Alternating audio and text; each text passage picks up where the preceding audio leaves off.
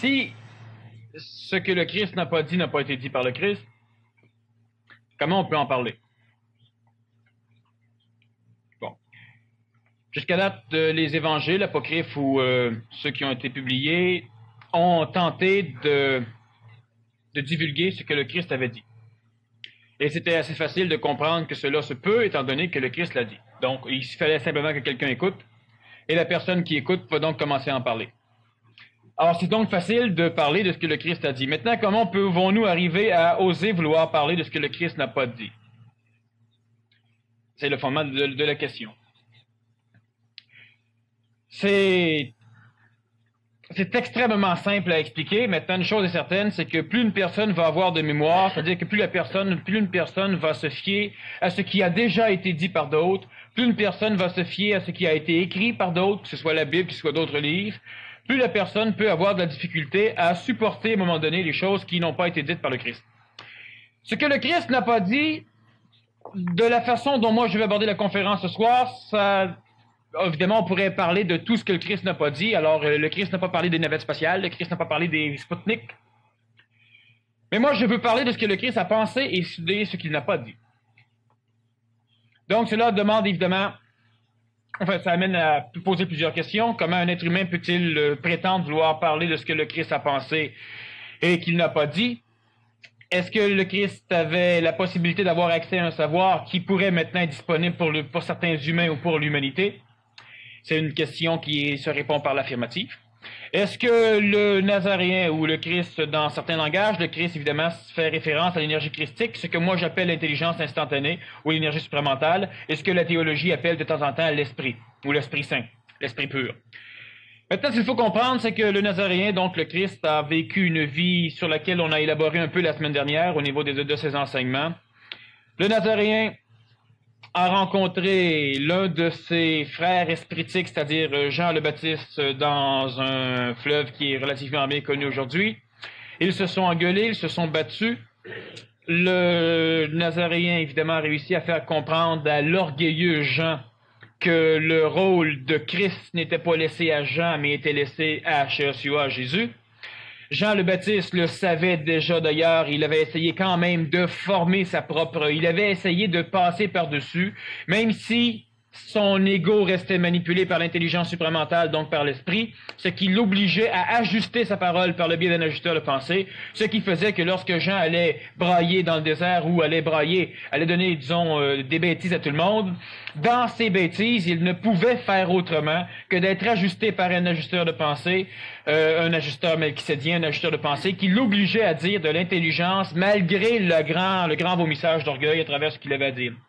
Lorsque le Nazaréen a été reconnu par le Baptiste comme étant le Nazaréen, évidemment, le Baptiste avait préparé astralement, c'est-à-dire que en parlant de tout ce qu'il avait à dire, le Baptiste avait fait ce que souvent je fais et ce que d'autres conférenciers ont fait et font, c'est qu'il avait instruit le monde de la mort, il avait donc instruit l'astral.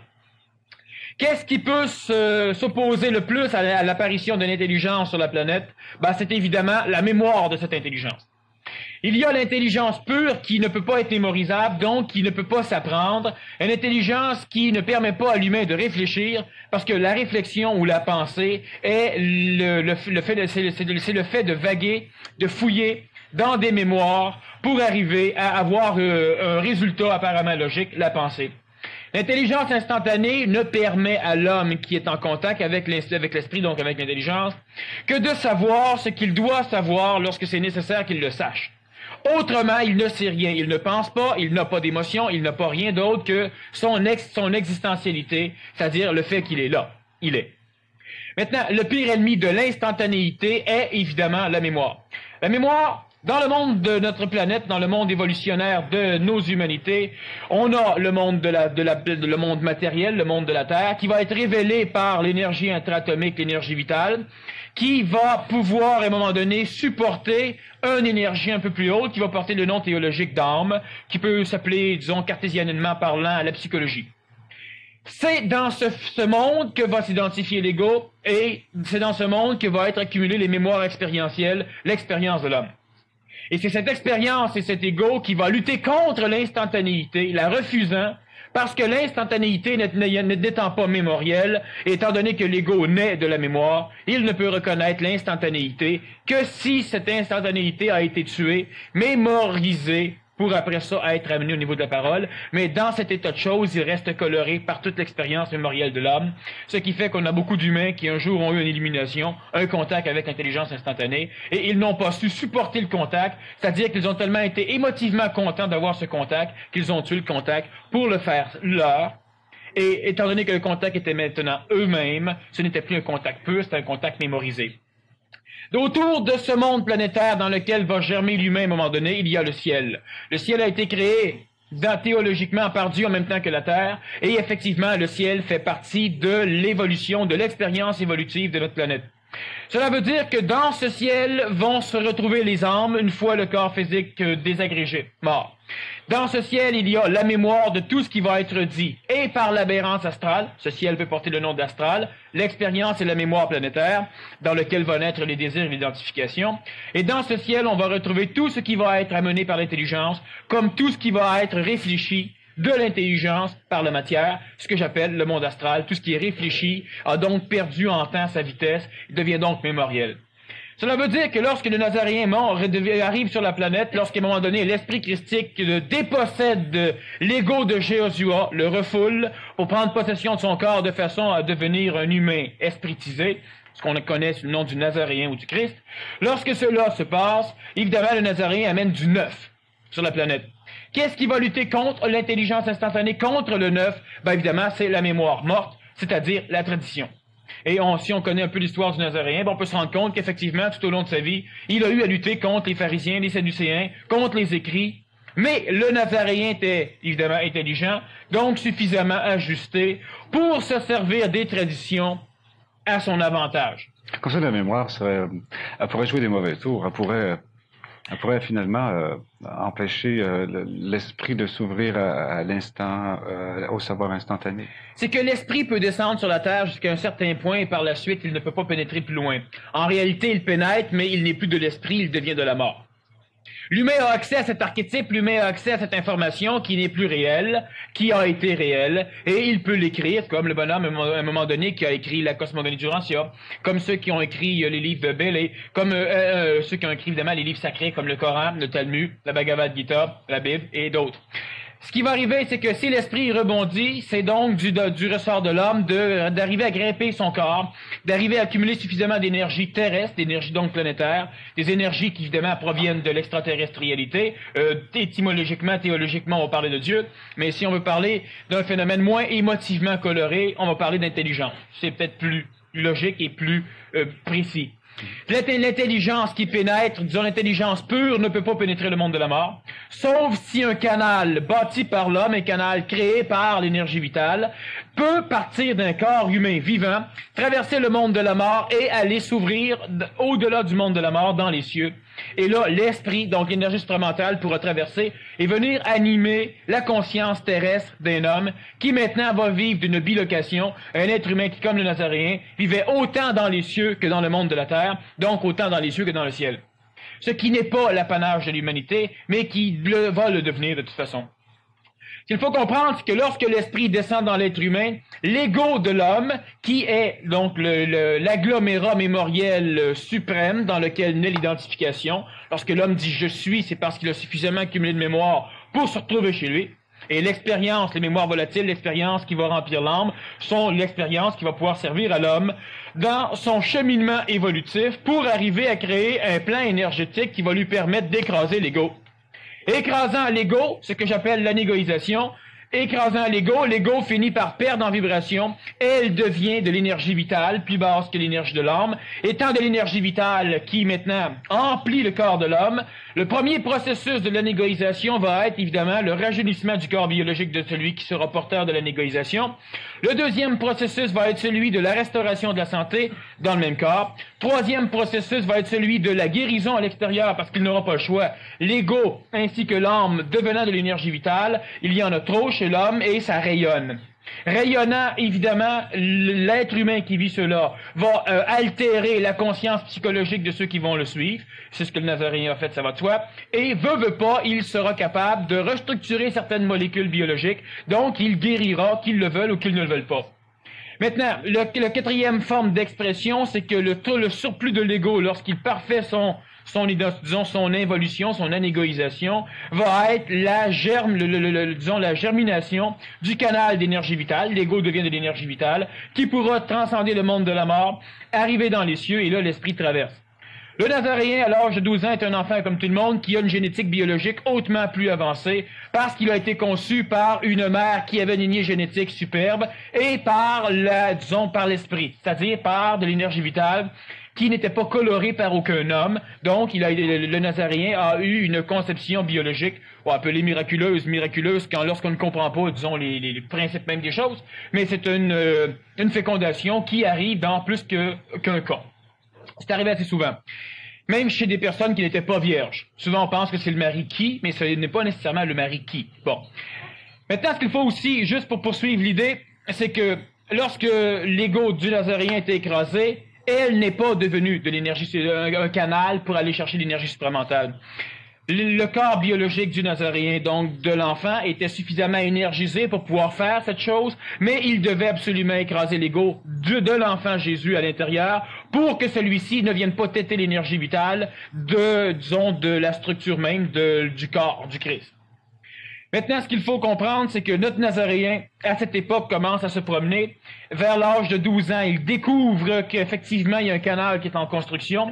Vers l'âge de 21 ans, il va découvrir que ce canal mène au-delà du ciel, donc au-delà du monde de la mort. À partir de cette époque, il va commencer à parler des cieux et à cesser de parler du ciel.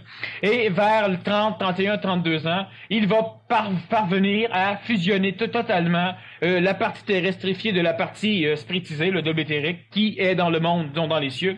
Et lorsque la fusion se fait, il doit maintenant regagner le monde, les cieux, donc quitter le monde de notre planète.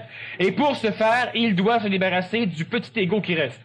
Le petit ego qui reste, celui qui a pu expérimenter toute la vie du Nazaréen à l'intérieur de lui. Donc, l'observateur le plus proche du Nazaréen était la partie égoïque qui avait été mise de côté pour permettre au corps de cette partie égoïque de servir de véhicule à l'expression intelligente du Nazaréen.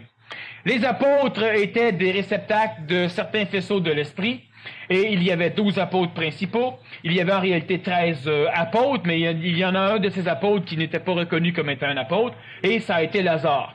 Il y avait 14 faisceaux d'énergie, celle du Christ, qui présentement n'est plus à l'échelle de notre planète. Maintenant, le terme christique désigne tout ce qui est espritique. Alors, il y avait un Christ de ce genre, il y a de cette coloration au niveau énergétique, et il y avait 13 autres faisceaux d'énergie, dont Lazare en est un. Il reste donc 12 faisceaux d'énergie libres à l'échelle de notre planète, et c'est pourquoi dans les temps qui viennent, il y aura des personnes au Québec et quelque part sur la planète, mais surtout au Québec, qui vont commencer à se reconnecter avec ces faisceaux pour pouvoir devenir ce que l'humain appelle le Christ. On parle du retour du Christ. Ce n'est pas le retour du Nazaréen. Comment pouvons-nous parler de ce que le Christ a pensé si le Christ ne l'a pas dit? De deux choses l'une. Ou bien on peut être en relation avec la mémoire astrale, la mémoire laissée dans le monde de la mort par ce que le Christ a pensé, étant donné que la pensée, même si c'est presque pas mémorisable dans le monde de la mort, la parole l'est, la gestuelle l'est, mais la pensée presque pas, on peut prétendre qu'on peut parler de ce que le Nazaréen a pensé de cette façon, en fouillant dans les mémoires. Il y a autre chose aussi, c'est que télépathiquement, certains individus qui étaient dans une vibration suffisante, comme celle de Lazare par exemple, pouvaient entrer en contact avec cette partie de la pensée du Nazaréen qui n'était pas exprimée. Maintenant, comment pouvons-nous dire que le Nazaréen avait une pensée si l'intelligence instantanée exclut tout phénomène de pensée? C'est une question que je devrais poser. Je vous en prie. Le Nazaréen ne pensait pas. Il ne préparait pas ses discours, il ne préparait pas ses explications, il ne préparait pas non plus les mots qu'il allait dire pour se défendre ou pour manipuler, convertir les autres. Il ne préparait pas. Je me souviens qu'il a dit ne cherchez pas ce que vous allez dire, ça vous vient pas. Non, c'est évident. Si tu cherches ce que tu vas dire, tu vas trouver ce que tu aurais dit. Mais pas ce que tu vas dire. Tu fais dans tes mémoires. Le Nazaréen, donc, comment pouvons-nous, encore une fois, prétendre parler de ce qu'il a pensé? La partie égoïque cachée au fin fond du Nazaréen, la partie de l'enfant qui, pour ceux qui n'étaient peut-être pas là, les conférences, j'en ai parlé, je fais un petit résumé bref.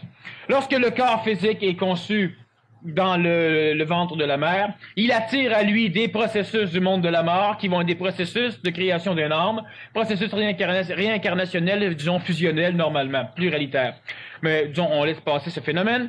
Lorsque cela entre dans le fœtus, la mère nourrit l'embryon émotivement par son système hormonal, étant donné que la mère vit des émotions, que l'émotion psychologique est induite dans le corps par le système hormonal, donc la mère transpirera, elle aura des accélérations cardiaques, elle aura une midriase, une myosis, elle aura plusieurs phénomènes biologiques. Adrénaline, notamment. Exactement, qui vont l'avertir qu'elle vit de l'émotion, émotion négative ou positive. Elle sécrète des hormones. Le sang nourrissant le fœtus amène les hormones au fœtus, induisant dans le fœtus l'expérience émotive que la mère vit déjà, même si l'âme du fœtus n'est pas suffisamment évoluée pour avoir de l'émotion propre, il sera quand même induit déjà par l'émotion de la mère. Ce phénomène crée lentement un ego. Lorsque l'enfant vient au monde, cet ego est quand même relativement relié à la mère. Évidemment, la mère et l'enfant sont un. Pourquoi? Parce que l'âme a été conçue à partir de la transmission mémorielle hormonale de l'émotion de la mère, donc de tout ce qui est astral au niveau de la mère, de tout ce qui est amique. Alors nécessairement, l'enfant est comme la mère. L'enfant s'identifie à un moment donné lorsque le corps a éliminé les hormones léguées par la mère et lorsque l'enfant commence à sécréter lui-même son propre processus sanguin, hormonal, endocrinien et exocrinien. Lorsque l'enfant s'identifie, il va dire « je ». Ça crée l'ego. Vers 6, 7, 8 ans, cet ego chez le Nazaréen se voit écrasé par une puissance espritique, donc l'intelligence supramentale, l'intelligence christique, qui descend chez lui, et étant donné que la génétique de l'enfant est une génétique propre, donc suffisamment évoluée pour supporter un contact avec l'intelligence instantanée, il n'y a presque pas d'émotion exprimée par le corps de l'enfant. Donc, il n'y a presque pas de message de mémoire hormonale dans le corps d'un enfant, ce qui empêche l'ego de s'auto-énergiser pour finalement grossir. L'esprit peut donc facilement le mettre de côté, mais ne le détruit pas. Cet ego va donc devenir l'observateur en première loge de toute la vie du Nazaréen. Cet ego va suivre le processus de mortalité. C'est d'ailleurs pourquoi le Nazaréen meurt sur la croix, pour permettre à l'ego de reprendre la place dans le corps physique. Lorsque l'ego a repris la place dans le corps physique, le Nazaréen, le Christ, a laissé le corps. Alors, par la bouche du corps, on entend dire « Père, pourquoi m'abandonnes-tu » C'est l'ego ici qui crie et non pas le Christ qui parle de son Père. Parce qu'avant de se faire crucifier, le Nazaréen, lorsqu'on lui demande qui il est, il ne dit pas « Je suis le Fils de Dieu », il dit « Je suis ». Parce qu'effectivement, il est. Il n'est plus le Fils. Il se prenait pour le Fils lorsqu'il était encore manipulé, assujetti à l'ego de l'enfant. Donc, lorsque l'adulte, lorsque le corps même meurt sur la croix, c'est lui qui parle, c'est cet ego qui revient. Qui a en mémoire et en expérience... Oh, c'est très intéressant, ça. Effectivement. Comme vous parlez de pourquoi m'as-tu abandonné, là, il a fait référence à ses réserves mémoriales. Il est retourné un vieux psaume, psaume 22, n'est-ce pas, qui finit bien. Hein, c'est ça qui veut dire, ça commence mal, mais ça finit bien. Ma question, c'est la suivante. C'est que, bon, avec tout l'amitié qu'on a pour le savoir instantané, on a 30 milliards de contacts, on a 30 milliards de neurones, 100 000 milliards de contacts synaptiques possibles. Quelle est la part d'ouverture vers le savoir instantané? Puis quelle est la part d'ouverture vers le mémoriel que Jésus privilégiait ou qu'il va favoriser, par exemple? Bon, premièrement, l'être humain a trop de neurones pour rien. L'être humain a trop de contacts synaptiques pour rien. C'est-à-dire que l'être humain en a tellement que lorsqu'il se met à réfléchir, c'est extrêmement intéressant qu'il les ait pour l'instant, parce que son cerveau est en mémoriel. Bon, tu parles de synapses, etc. Le Nazaréen avait un cerveau, évidemment, pas conventionnel à l'époque, mais que beaucoup de gens ici ont. Mais à l'époque, le cerveau était plus évolué qu'aujourd'hui. Le Nazaréen avait un corps et un cerveau que beaucoup d'entre vous ici avaient. C'est-à-dire que vous avez un support énergétique suffisant pour pouvoir supporter un contact avec l'énergie supramentale. Sauf que, par contre, le corps du Nazaréen n'avait presque pas de mémoire. Il est comme contesté par la mémoire, c'est ça? Ici, oui. Étant donné que la majorité des humains ont énormément d'expériences mémorielles et on a un ciel hyper immense maintenant qui manipule l'humain suffisamment. C'est-à-dire qu'au cours des temps, certains ont pris de la puissance. Savoir collectif, etc. Exactement. Donc, l'humain, même s'il a un corps aussi puissant que le corps du Christ à l'époque, il a un tampon immense qui va être le tampon astral, donc la mémoire, l'ego, que le corps nazaréen n'avait pas à l'époque. Au fond, les gens qui fonctionnent comme ça, ils n'ont pas confiance à l'autre, puis au fond, ils l'aiment pas, l'autre. S'ils sont pas sûrs de son Aimer veut dire attirer. Alors, Oh, effectivement, ils ne l'aiment pas, ils ne peuvent pas l'attirer. Pourquoi? Parce qu'ils s'aiment trop. ils ne le connaissent pas. Ils ne peuvent pas le connaître parce que pour le connaître, ils doivent l'expérimenter. L'expérimentant, ils le tuent. Le tuant, ce qu'ils expérimentent n'est pas ce que c'était dans la réalité. Ah, c'était peut-être ce que Saint Jean voulait dire quand il disait que connaître, ça voulait dire aimer. OK. Saint Jean. Oui, oui, oui. Ben, en tout cas, l'interprète de... Jean. La mémoire de... Oui, Saint Jean. Oui, OK. D'accord. OK. Les titres, c'est pour se sécuriser. Vous avez parfaitement raison, cher ami. J'en ai tellement envie de titres. Bon, alors, ma question, c'est la suivante. Oui. La question, c'est la suivante. Comment se fait-il qu'à un moment donné, il disait à vous autres, je vous explique ça en particulier, puis qu'à d'autres, il ne l'expliquait pas. Est-ce que c'était à cause de la fermeture d'intelligence ou de cœur, ou est-ce que c'était qu'il y avait quelque chose qu'il n'a pas dit qu'on peut savoir? Il y a beaucoup de choses, justement, qu'il n'a pas dit et qu'on peut savoir. On va y arriver. Ce petit ego qui apparaît lorsque le Christ se fait crucifier, donc lorsque le Christ meurt, ce petit ego meurt. Il pénètre le monde de la mort, mais pénétrant le monde de la mort, il rejoint le Christ qui est déjà dans ce monde de la mort en train de récupérer toutes les parcelles du même esprit que lui, des humains qui ont vécu. C'est pourquoi on va dire qu'il a supporté une partie du poids ou le poids des péchés de l'humanité. L'humanité qui faisait référence à son propre esprit. Et à lui, les apôtres font partie d'une autre forme d'humanité. On appelle péché manque de connaissance, manque d'amour, c'est ça. C'est le karma, c'est-à-dire ce sont les mémoires qui doivent être absorbées. Manque de confiance à l'autre. Etc., etc. Bon.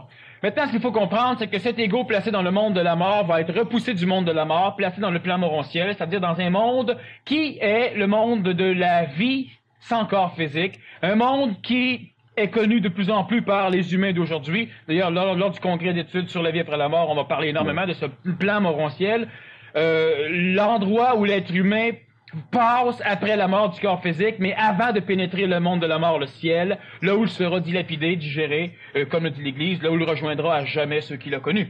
Bon, mais il se fusionne à eux et il perd même son identité. Donc il meurt réellement. Il y a ce plan morontiel dans lequel va être placé l'ego du Nazaréen pendant quelques secondes, et lorsque celui-ci va se réincarner sur le plan de notre planète, et lorsque donc celui-ci se réincarne, on est 1980 quelques années après la disparition du Nazaréen sur la croix.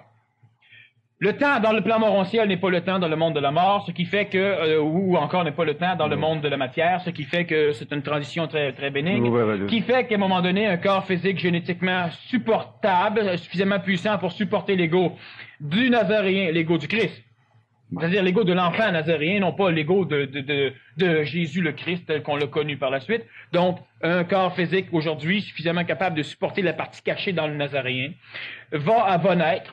Et naissant, ben alors évidemment, il va attirer à lui cette partie de l'ego, qui devra, au cours de son enfance, évidemment, apprendre à fusionner un peu les parties réincarnationnelles, disons, de sa lignée familiale qui va naître en même temps que l'ego du Nazaréen. Et par la suite, ce personnage, donc, qui aura l'expérience d'un savoir instantané, pourra induire son ego suffisamment, s'instruire lui-même en tant qu'être humain égoïque, pour savoir, lui, saura, que tout ce que le Nazaréen a fait, c'est faisable. Parce qu'il saura même comment le refaire ou le recréer, parce qu'il l'aura vu faire dans la loge la plus proche, dans le corps du Nazaréen. Ce personnage, une fois réincarné, peut parler de ce que le Nazaréen a pensé, mais n'a pas nécessairement dit. Et évidemment, lui-même, par l'expérience, va entrer en contact directement avec le plan supramental, ce qui va lui permettre de parler de ce que le Nazaréen n'a pas dit, et ce qui va aussi lui permettre de parler de choses qui ne pouvaient pas être dites du Nazaréen, parce que lui-même ne le savait pas, parce que ce n'était pas utile qu'il le sache à l'époque, qui maintenant est utile d'être divulgué aujourd'hui. Alors moi, je peux en parler comment? Premièrement, ou bien je fouille dans la mémoire astrale laissée par ce bonhomme réincarné. Lorsqu'il a parlé, cela a été mémorisé, je fouille à la même place et je répète ce qu'il a dit. Ou bien, je suis ce bonhomme. Bon, c'est les deux probabilités pour parler de ce que le Nazaréen n'a pas dit. Suivre comme suivre ou suivre comme être? Un ou l'autre. Je laisse aux gens le soin de déterminer. Donc, qu'est-ce que le Nazaréen n'a pas dit qu'il a pensé à l'époque? Quand je dis il a pensé, c'est l'ego de celui qui est réincarné qui pense. Et ce n'est pas l'intelligence du Nazaréen qui parle. À un moment donné, il y a un bonhomme qui vient le rencontrer et qui lui demande Vous parlez d'amour. Le Nazaréen répond oui, et l'Égo pense oui. Alors, on va laisser faire le Nazaréen, on va parler de l'Égo, donc ce qu'il n'a pas dit, et ce qui aurait pu être dit, qui révèle peut-être l'essence pure du jeu joué par le Nazaréen à l'époque de son passage. Lorsque le bonhomme lui dit « Oui, mais vous dites qu'on doit... » Enfin, parce qu'on vous voyait à l'époque, maître, tu dis qu'on doit aimer nos ennemis. Le Nazaréen n'a pas dit, mais passe. Oui, on doit aimer nos ennemis. Parce qu'on n'a pas le choix d'aimer nos ennemis. Alors l'autre, il demande « Si on peut aimer nos ennemis, même s'ils tuent nos familles, est-ce que cela veut dire que le fait de tuer nos familles n'est pas plus important que d'aimer nos ennemis? » Or, le Nazaréen pourrait répondre « Effectivement. » Alors, on peut demander, est-ce que le Nazaréen, donc toi, maître, est-ce que tu aimes l'homme? Oui. Est-ce que tu aimes l'individu? Pas l'humanité, l'individu. Oui. Alors, comment peux-tu ne pas souffrir de voir un individu mourir? Parce que ça n'a aucune importance au niveau cosmique. Pour arriver à comprendre la mécanicité d'aimer nos ennemis, il faut quasiment qu'on se foute carrément de ceux qu'ils tuent. Oui. Donc, ceux qu'ils tuent n'ont aucune importance aux yeux de Dieu. C'est un fait. S'ils n'ont aucune importance aux yeux de Dieu, pourquoi ceux qui restent vivants et qui tuent en auraient plus? Parce qu'ils sont vivants. Alors, la question qu'on peut demander aux Nazaréens, c'est si celui qui est vivant a plus d'importance que celui qui est mort, pourquoi prêchons-nous d'aimer autant les morts que les vivants? Le Nazaréen va répondre, j'ai déjà dit de laisser les morts s'enterrer eux-mêmes. Que tu aimes la vie.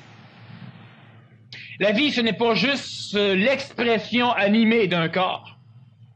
La vie, c'est le mouvement, c'est le déplacement, c'est la transformation, c'est l'alchimisation, c'est l'évolution, c'est l'amélioration, c'est l'espritisation, c'est la vie. Aimer ton ennemi veut dire être capable d'entrer en résonance avec la vie.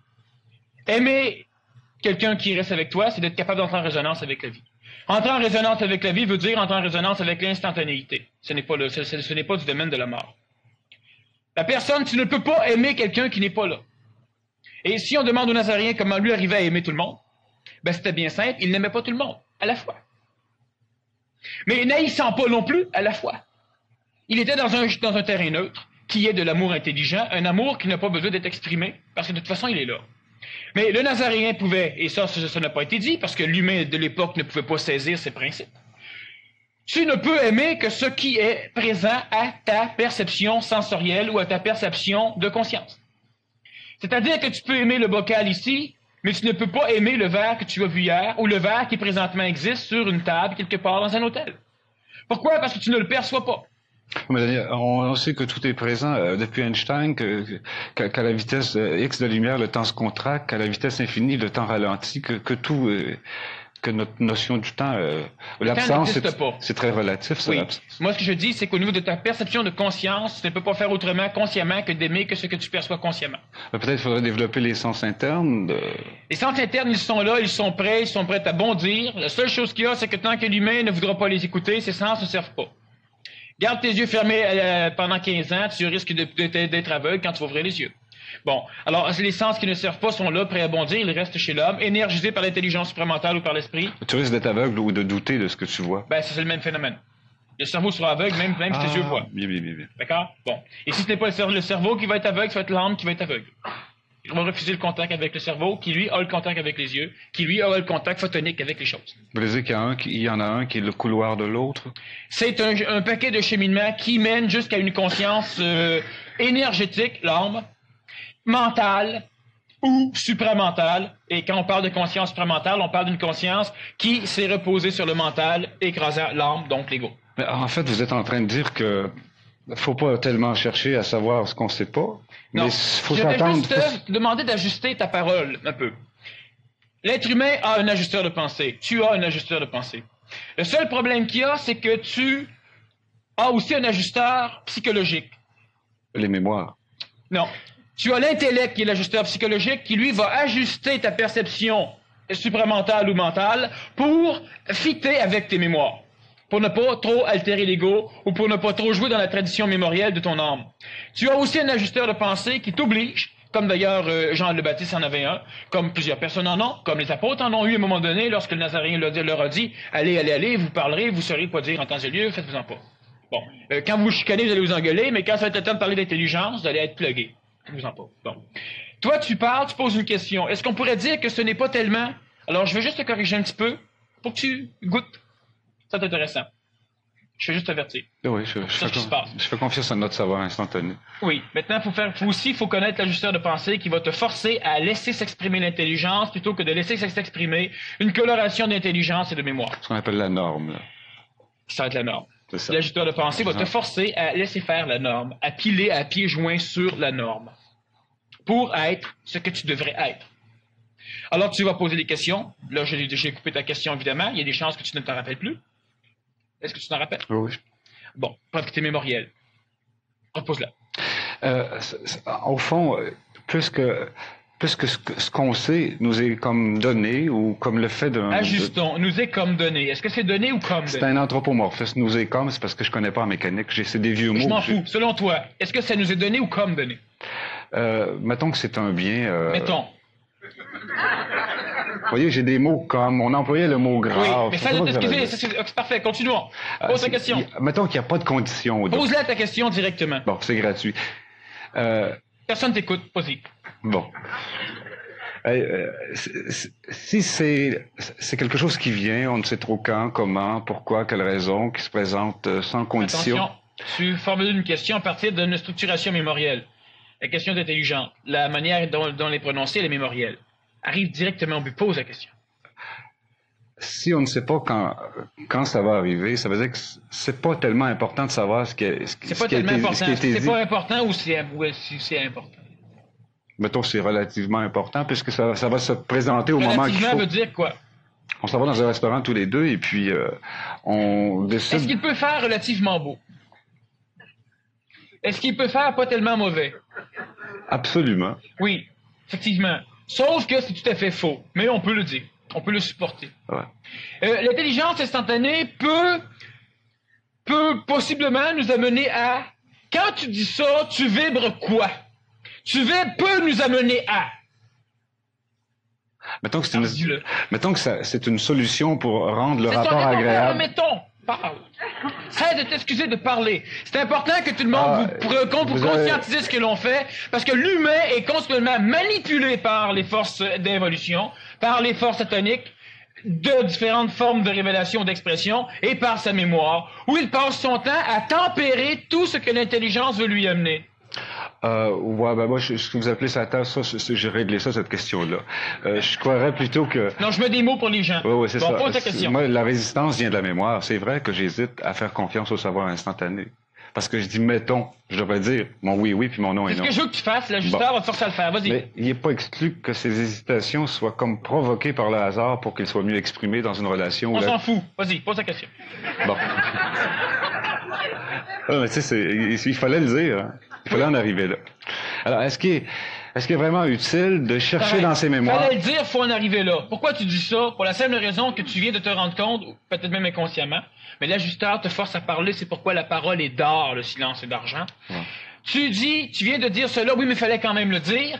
En réalité, tu dis cela pour confirmer qu'il fallait que tu te le dises pour te l'apprendre. Alors, je la présente. Ce n'est pas pour les gens. Mais je la présentais pas comme condition. Non, mais c'est ce que tu disais. C'est heureux que ça arrive. C'est ça que je dis. Il est heureux que ça arrive. Oui, je m'en fous que c'est heureux que ça arrive. Et pourquoi l'as-tu dit que c'était bien de l'avoir dit? C'était parce que justement, ton ego vient d'apprendre qu'effectivement. C'est ça. Voilà. Exactement. Tu ne disais pas pour les autres. J'apprends quelque chose. Et ça, c'est l'ajusteur qui te force à parler pour pouvoir te faire dire. Alors, quel est le rôle de l'ajusteur?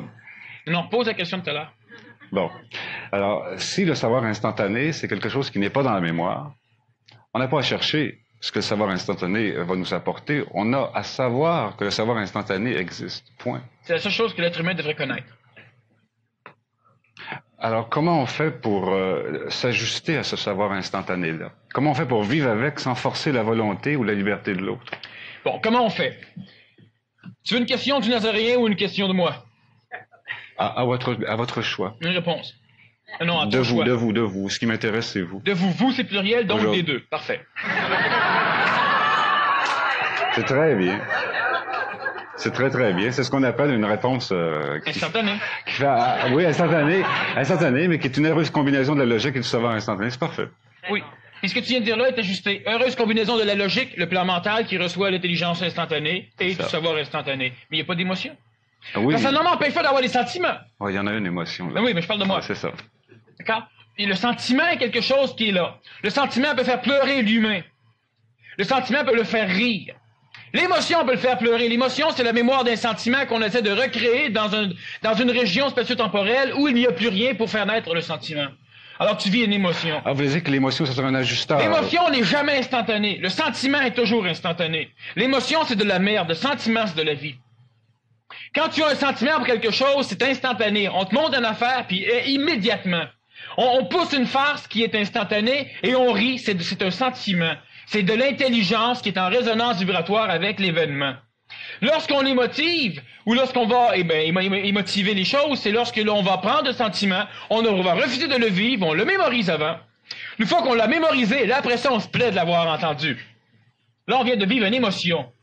Le sentiment, tu ne peux pas le recréer s'il n'y a pas de stimulation. Vous voulez dire que Jésus-Christ avait des sentiments? Oui, aucune émotion. Bon, on n'a pas parlé sans théologie, ni dans... non, mais le terme n'existait même pas à l'époque. Non, mais j'aimerais ça que vous développiez ça. Parfait. Juste 2 petites secondes avant, donc retiens la question. En plus, tu aimerais ça ou tu veux? Moi, aimer puis connaître, c'est la même chose. Alors. Oui, mais je te demande, est-ce que tu aimerais ça ou si tu veux? Je veux. C'est différent. Bon, parce que tu aimes ça, parfait, c'est réglé. Je pose de répondre, tu aimes ça pareil. Ce qui est intéressant de comprendre, c'est que lorsqu'une personne veut revivre un sentiment, elle ne peut pas. Par contre, si elle veut revivre une émotion, elle peut fouiller, et elle va revivre l'émotion. Et le sentiment va s'exprimer instantanément, sans trace endocrinienne. Le sentiment s'exprime par le corps physique par le biais du corps vital, c'est-à-dire par le biais de l'énergie intra-atomique, ce qu'on appelle yin-yang en acupuncture, et hominal, qui est une énergie créée par l'homme, que l'on va découvrir d'ici quelques années en acupuncture. On ne pourra pas la traiter parce qu'elle n'est jamais malade. Mais on va quand même finir par travailler un petit peu avec. Alors, ce qu'il faut comprendre, c'est que le sentiment est une résonance instantanée, vibratoire, entre un événement, une chose, donc un mouvement événementiel, un humain, quelque chose, et celui qui observe. C'est instantané. L'émotion, tu peux te dire, prendre une photo, puis revivre des choses. L'émotion induit une lutte du corps contre la succion de l'ego. Et cette lutte du corps va déclencher un système de réaction anti-choc qui va être la sécrétion d'endorphines, la sécrétion de catécholamines, la sécrétion d'une panoplie d'hormones pour pouvoir permettre au corps de résister à une succion d'énergie vitale par l'âme. Le sentiment, lui, ne laisse jamais aucune trace. Un sentiment qui apparaît chez toi instantanément, si la chose disparaît ou si on te tourne, on te parle, le sentiment disparaît, tu es vivant. Si tu es en train de vivre une émotion, n'importe quel genre d'émotion, et qu'on veut te changer, tu vas continuer à baigner dans l'émotion jusqu'à temps que, hormonalement parlant, le corps ait stocké les hormones mémorielles dans les graisses ou qu'il les ait simplement éliminées. L'émotion provient du monde de la mort. L'émotion, c'est la restructuration mémorielle d'un sentiment. Le sentiment, c'est une chose que l'homme nouveau va vivre, c'est une chose que le Nazaréen vivait, et c'est une chose que l'homme vit. Mais encore une fois, l'être humain, lorsqu'il découvre une chose neuve, il ne peut pas parler d'émotion. Par contre, il a un sentiment. La première fois que tu vois une chose, tu tombes en extase. L'extase n'est pas une émotion. Il n'y a pas aucun phénomène endocrinien de sécrété. L'émotion, il y a le billet de loterie, là, tu regardes ton chiffre, là, le cœur pompe déjà, c'est de l'émotion, pas du sentiment. Il y a une expression hormonale. Tu commences à gratter tes chiffres, bien là, tu regardes à la télévision, puis là, on te donne des chiffres à l'envers, puis ça se rapproche, là, tu sais, tu suis le chemin. Ben évidemment, émotivement, tu fonctionnes. Si tu vivrais en sentiment, tu serais là, tu regarderais, dans une espèce d'extase tout à fait lucide, avec absolument rien au niveau corporel. Si à un moment donné, tu gagnes pas, ça change rien, tu changes ton poste, tu vas te coucher, il s'est rien passé. Tu ne peux pas être déçu, tu ne peux pas haïr, tu ne peux pas aimer psychologiquement d'un amour sélectif comme l'homme le fait. Mais tu vis de l'intelligence. Dans l'intelligence, je parle de temps en temps d'amour intelligent. Le Nazaréen, enfin, ce que le Christ n'a pas dit. Le Christ n'a jamais parlé d'amour intelligent, parce que l'amour ne peut pas être intelligent. Lorsque l'on parle d'intelligence, ça inclut tout ce qui est instantané. Si tu vis d'un amour instantané, tu parles d'intelligence. Si tu vis un savoir instantané, tu parles d'intelligence. Intelligence, synonyme d'esprit, synonyme de, etc. Bon. L'amour intelligent, c'est simplement un état. Est-ce que tu peux dire que l'homme nouveau, ou le nazarien, vivait d'un amour intelligent, d'une plénitude, d'un être-té, d'une béatitude, Non. Il n'y a pas, au niveau de l'instantanéité, plusieurs plans. Il y a l'être, qui évidemment englobe tout ce que nos mots peuvent essayer de transmettre dans le monde pluralitaire de la conscience de l'homme. Je ne sais pas si tu suis. Ça va. Je vais boire de l'eau. J'en profite pour poser une question. Je comprends que le Nazaréen avait un ego, qu'il était humain. Puis il y avait aussi une espèce de... Une espèce. Je cherche le mot, là. Parce que je veux pas emprunter à mes réserves mémorielles. Je suis obligé d'hésiter. C'est pas grave, pour moi que tu le sais. C'est déjà génial. Nous autres, on disait, il était homme, il était Dieu, mais je ne veux pas employer ce langage-là, Il n'était pas homme, la partie égoïque était l'homme, ouais, c'est ça. Et celle-là n'était pas Dieu. La partie divine ou christique n'était pas homme, elle était christique. Et les deux étaient ensemble. Comment la partie christique vivait-elle ses sentiments?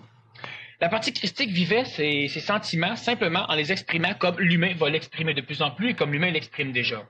C'est-à-dire que lorsqu'il y a une perception ondoformique, il y a une onde de forme, une vibration qui va être transportée par la lumière qui frappe un objet et qui la transmet. Le rayon cosmique, le rayonnement X, les rayons gamma, les rayons alpha, et ainsi que tout le rayonnement ominal, le rayonnement vital de l'homme, frappe les objets et les ramène. C'est la personnalité des choses, comme la tienne, comme celle des humains, comme celle des objets. Et lorsqu'un être humain, le nazaréen par exemple, lorsqu'il percevait une vibration qui arrivait à lui, il pouvait évidemment connaître le degré évolutif de l'âme, c'était évident, la personnalité l'aimait. Il pouvait connaître le degré évolutif du corps, donc savoir si la génétique est suffisamment puissante pour supporter un contact avec l'intelligence, ce qui permet au nazaréen de pouvoir s'ajuster lorsqu'il parle et de pouvoir dire à certaines personnes telle chose et à une autre telle autre chose. Lorsqu'à un moment donné, on rencontre le nazaréen et on lui demande, tu sais, le sermon que tu as fait à la masse là-bas, c'est pas vrai. Et le nazaréen leur répond, ben effectivement, c'est pas vrai. Alors pourquoi tu leur as dit? Ben parce que pour eux, c'était la seule chose qu'on pouvait dire, qui les faisait monter. Tandis que toi, qui es déjà à un niveau, tu viens me demander si c'est vrai ou faux, ben ton niveau, c'est faux. De quelle façon on perçoit? Alors le nazaréen vivait un sentiment de perception du corps biologique pour savoir s'il pouvait parler à un niveau plutôt qu'un autre. Il pouvait percevoir, évidemment, l'affection émise par les gens, mais il savait, et une chance qu'il n'avait pas d'émotion, il savait que tous les humains de l'époque, ou la majorité, ne se foutaient royalement du nazaréen. C'est la preuve, ils l'ont crucifié en riant. Bon, ils s'en foutaient. Ce que ces humains recherchaient, c'était les miracles. Et quel genre de miracle? La guérison ou la résurrection. C'est ça qu'on recherchait du nazaréen. On n'allait pas écouter, on recherchait aussi un boostage énergétique, c'est-à-dire qu'on t'était. Alors on allait voir le nazaréen qui disait « Heureux les pauvres en esprit ». Fait que ceux qui se faisaient traiter de pauvres en esprit depuis tout le temps, ben ils se disaient « Sacre bleu au moins là, c'est bon ». Vu qu'il y a un paquet de pauvres écrasés par les riches, ben évidemment le riche ne pourrait pas pénétrer au ciel. Attends, les riches vont rentrer au ciel autant que les pauvres, ça n'a rien à voir. Là, ça dépend de l'attachement émotif à ton monde des mémoires. Ça a l'air qu'ils vont avoir de la misère. Ben c'est à toi, les pauvres aussi. Bon. Alors tous ceux qui maudissent les riches ne rentreront pas au ciel avant les riches. Les recensions qu'on a... Ils sont autant attachés aux riches que le riche est attaché à son argent. Mais les sources qu'on a, là, les 4 évangélistes... Là, qui... Oui, mais ces 4-là, ouais, c'était les plus vendus. Oui, mais c'est une bonne vente. Effectivement, c'est une vente ajustée. Il y en a un qui parlait à un peuple particulier, donc il ajustait à ce peuple. L'autre parlait à un autre peuple, il ajustait à ce peuple. Et etc., etc. Sauf que ceux qui ont été... Parce que c'était les plus évolués, les 4 qui ont laissé... Pierre était le plus involué des apôtres. Judas était le plus sûr au niveau de l'anémotivation, mais encore là, il n'a pas été suffisamment puissant. Le Judas devait aider le Nazaréen à finir sa crucifixion. En fait, est-ce qu'il devait trahir, Judas? Judas ne devait pas trahir. Évidemment, le Christ n'a pas demandé à Judas, « Bon, mon pauvre type, tu vas me trahir. » Et tous les apôtres ne pouvaient saisir l'idée. Mais est-ce que la tendance de son émotion, sentiment, ne le disposait pas? Elle disposait, c'était l'apôtre qui pouvait être le moins disposé par sa tendance émotive, sa tendance amique à trahir. C'est-à-dire que le Nazaréen devait se faire livrer et mourir sur la croix, et pour cela, les Romains qui venaient ne le connaissaient pas, et il fallait que quelqu'un dise aux Romains que c'était lui. Le Nazaréen ne pouvait pas se vendre pour la simple raison que la partie égoïque chez lui ne voulait pas mourir. Donc, il ne pouvait pas, l'ego ressortait suffisamment pour l'empêcher d'aller se dire. Alors, ce qui est arrivé, c'est qu'il a demandé à son chum Judas, lorsque les Romains vont venir, alors présente-moi. Judas le savait, ils ne se sont pas dit oralement, mais c'était évident. Ton père fait le vite, ouais, c'est ça. Oui, lorsque le Nazaréen dit que c'est presque le temps, alors il annonce à tout le monde que c'est lui qui va faire la job. Les autres sont tous un peu frustrés, pour la simple raison qu'il n'y en a pas un seul qui veut que le Nazaréen parte, parce que l'être humain aime pour lui. Hein, si le Nazaréen doit mourir, on s'en fout qu'il ne meure pas. Nous, on a besoin. Bon, c'est comme ça que l'humain vivait, et c'est pourquoi il a une chance que le Nazaréen n'avait pas d'émotion, qu'il avait des sentiments. Il fait donc comprendre l'homme tel qu'il était, plutôt que de l'émotiver à un niveau souffrant ou haineux à un moment donné. Lorsque les Romains se présentent, Judas va là, et Judas embrasse Melchisédek, un prêtre essénien. Alors les Romains vont arrêter Melchisédek, et c'est là que Judas trahit, c'est-à-dire qu'il manque à sa tâche. Alors on demande à Melchisédek s'il est le Christ, et c'est le Nazaréen là peut dire « c'est moi ». Alors là, on prend le Christ pour l'amène. Alors Judas, voyant qu'effectivement ça n'a rien changé, va se pendre. Mais Judas était celui qui avait le moins de possibilités d'émotifs. Pierre était le plus faible. C'est d'ailleurs pourquoi le Nazaréen, à un moment donné, va voir Pierre et lui dit « Pierre, tu es Pierre, et sur cette pierre, je bâtirai mon église. » La pierre, elle est en dessous, elle n'est pas dessus, elle est en dessous. Et sur cette pierre, je bâtirai mon église, c'est-à-dire que ça va être l'église de l'homme. L'Église qui va servir au cours de milliers d'années à pouvoir continuer à engendrer l'alimentation de toutes les mémoires spirituelles du passage du Nazaréen, ce qui va permettre à des milliards d'individus de pouvoir s'accrocher non plus à des forces belliqueuses ou etc. au niveau du monde de la mort, mais à s'accrocher à une religion théologique nazaréenne ou christique, catholique, qui va être placée évidemment dans le ciel, dans le monde de la mort, et la majorité de ces humains seront capables au cours de leur vie de faire référence à ces mémoires plutôt qu'à des références à d'autres formes de mémoire plus basses en vibration. Et lorsque ces humains vont se connecter à cet égrégore, ils vont apprendre à prier. D'ailleurs, le Nazaréen leur montre à prier, même s'il laisse une clé intéressante pour ceux qui ont des oreilles et des yeux. Et leur montrant à prier, il force les individus à créer dans l'égrégore de la théologie catholique, chrétienne, un petit égrégore pour eux. Lorsqu'ils meurent, c'est dans cet égrégore qu'ils vont, donc ils vont au ciel. Même si dans le ciel, il y a une phase purgatorielle et une phase infernale qui existe de toute façon au niveau du vivant. On a aussi le ciel, on peut y avoir accès dans un corps vivant, comme à la phase purgatorielle, comme à la phase infernale. Maintenant, le Nazaréen va prendre Pierre pour créer cette chose, et on aura donc la lignée papale, la lignée, disons, catholique, et toutes les sectes qui se fondent et qui se scindent font quand même partie de l'Église du Christ, c'est-à-dire qu'ils font partie de ceux qui vont préserver les mémoires d'un enseignement astral mémoriel, effectivement, de ce que le Nazaréen a dit. Et le Nazaréen va rencontrer l'un personnage avec qui il a un lien sanguin. Ce n'est pas son frère, etc., ce n'est pas son fils non plus, mais par la génétique, il a un lien sanguin, et il va travailler avec ce personnage-là, qui va être Lazare. Et ce Lazare va être le confident du Nazaréen, même s'il n'est pas le confident de l'ego. De Lazare, on peut dire bien des choses, mais on dit l'ami, ouais, c'est ça. Oui, on dit l'ami, mais je veux dire, c'était un ami très, très, très proche. Ça va de soi. Mais pas homosexuellement. Non, je veux dire, confident et ami, c'est complice. Sauf que Lazare va être celui qui va supporter la transmission intelligente de l'énergie christique à l'échelle de notre planète après le départ du Nazaréen, ce que l'Église ne fera pas. L'Église doit donc travailler exotériquement à préserver le travail de Lazare.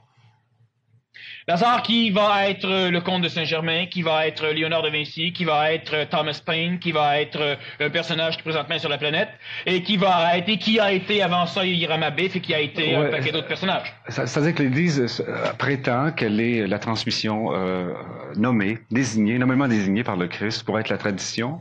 Effectivement. Puis il est possible que la volonté de rester très unis dans une communion en étant comme le délégué là, apostolique, c'est le cas de le dire, là, du savoir instantané, il est possible qu'elle ait été moins ouverte à ce qui se faisait à l'extérieur. Tu as dit une chose extrêmement précise. L'Église est le porte-parole de la tradition. C'est ce que je viens de te dire de la mémoire. Ouais, c'est ça. Mais elle n'est pas le porte-parole de l'intelligence. Du savoir instantané, c'est ça. Non. Par contre, ça n'empêchera pas certaines personnes qui, supportées par la mémoire de l'Église, finissent par avoir un ego qui libère le mental et qui va rejoindre le savoir instantané, comme François, et comme certains papes, et comme d'autres individus, évidemment, de l'Église catholique, comme on en a trouvé aussi aux Indes ou dans d'autres formes d'Église. Bon, sauf que cette Église permet, permet différentes choses relativement intéressantes. Là, si on a des questions lors de la deuxième, on pourra en parler. Mais pour l'instant, je n'ai pas, d'intérêt de poursuivre au niveau de l'Église. Le Nazaréen lui-même, il a amené ceci. C'est-à-dire qu'il vibrait et l'ego de l'époque le savait.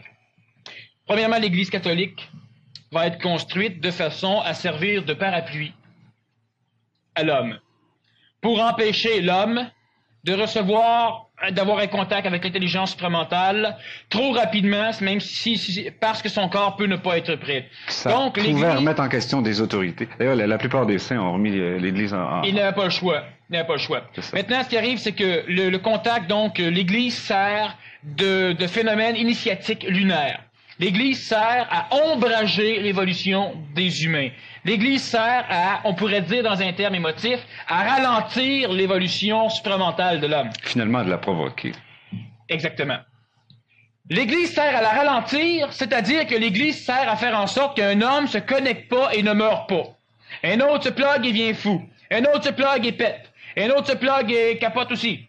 Alors l'Église sert à tempérer l'évolution d'une humanité collective qui sont bénéficiaires de la mémoire du passage de la première intelligence christique sur la planète, qui fait que l'humain plagiant tout ce qui doit être plagié mémoriellement, l'humain veut vivre la vie d'un autre, se connecte à la mémoire du Nazaréen et essaie de suivre sa trace, alors que par où il est passé, personne d'autre ne passera.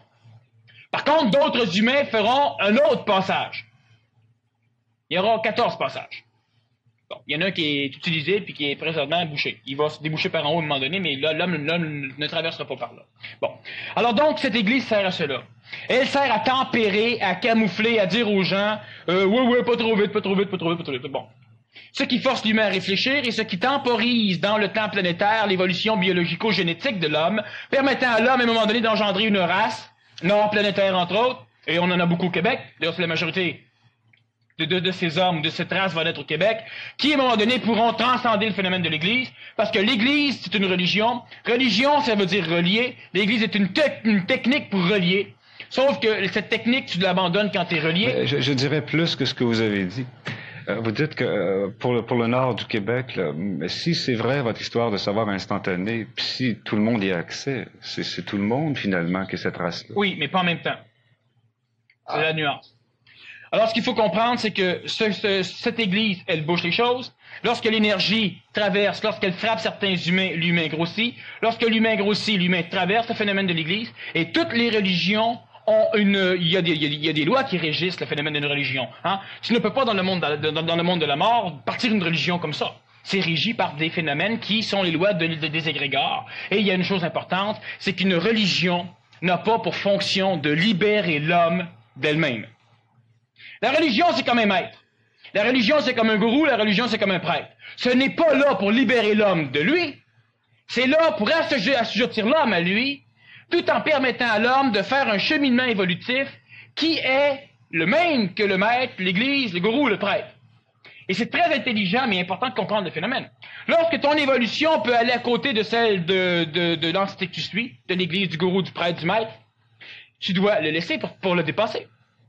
Étant donné que l'Église fait affaire à un phénomène d'évolution collective, ce qui est extrêmement hautement intelligent et essentiel, ben évidemment, lorsque l'individu commence à être désassujetti de la mécanicité de l'Église, il ne peut plus évoluer dans l'Église, il doit évoluer à part de l'Église. C'est-à-dire qu'il devient l'Église, il devient l'élément le plus saint, finalement. Il devient celui qui va amener l'Église avec lui, si l'Église ne le détruit pas. C'est ça que le Christ n'aurait pas dit. Ça, c'est une des choses que le Christ a dit. Pierre le savait, Pierre savait que son rôle était d'être un rôle temporisateur, tandis que Saint-Germain, qui est un être qui de toute façon était luciférien au niveau de sa vibration, un être de lumière, qui voulait absolument amener la lumière à l'échelle de la planète, et cette lumière à l'échelle de la planète faisait que l'humain explosait avant. D'ailleurs, même dans la Bible, on va trouver que lorsque l'homme regarde Dieu en face, il brûle. C'est ce que ça veut dire. Alors, Lucifer, qui, à un moment donné, a engendré certains enfants à l'échelle de notre planète, des enfants plus purs, dont le comte de Saint-Germain, Hiram Abif, enfin, le Lazare. Ce Lazare, par l'initiation, par le feu qu'il a vécu à cause du Nazaréen, lorsqu'il a été dans le monde de la mort et lorsqu'il a été réveillé par le Nazaréen, les humains qui ne comprennent rien parlent de ressusciter, mais même le Nazaréen l'a dit lui-même, il dort, donc il n'est pas mort.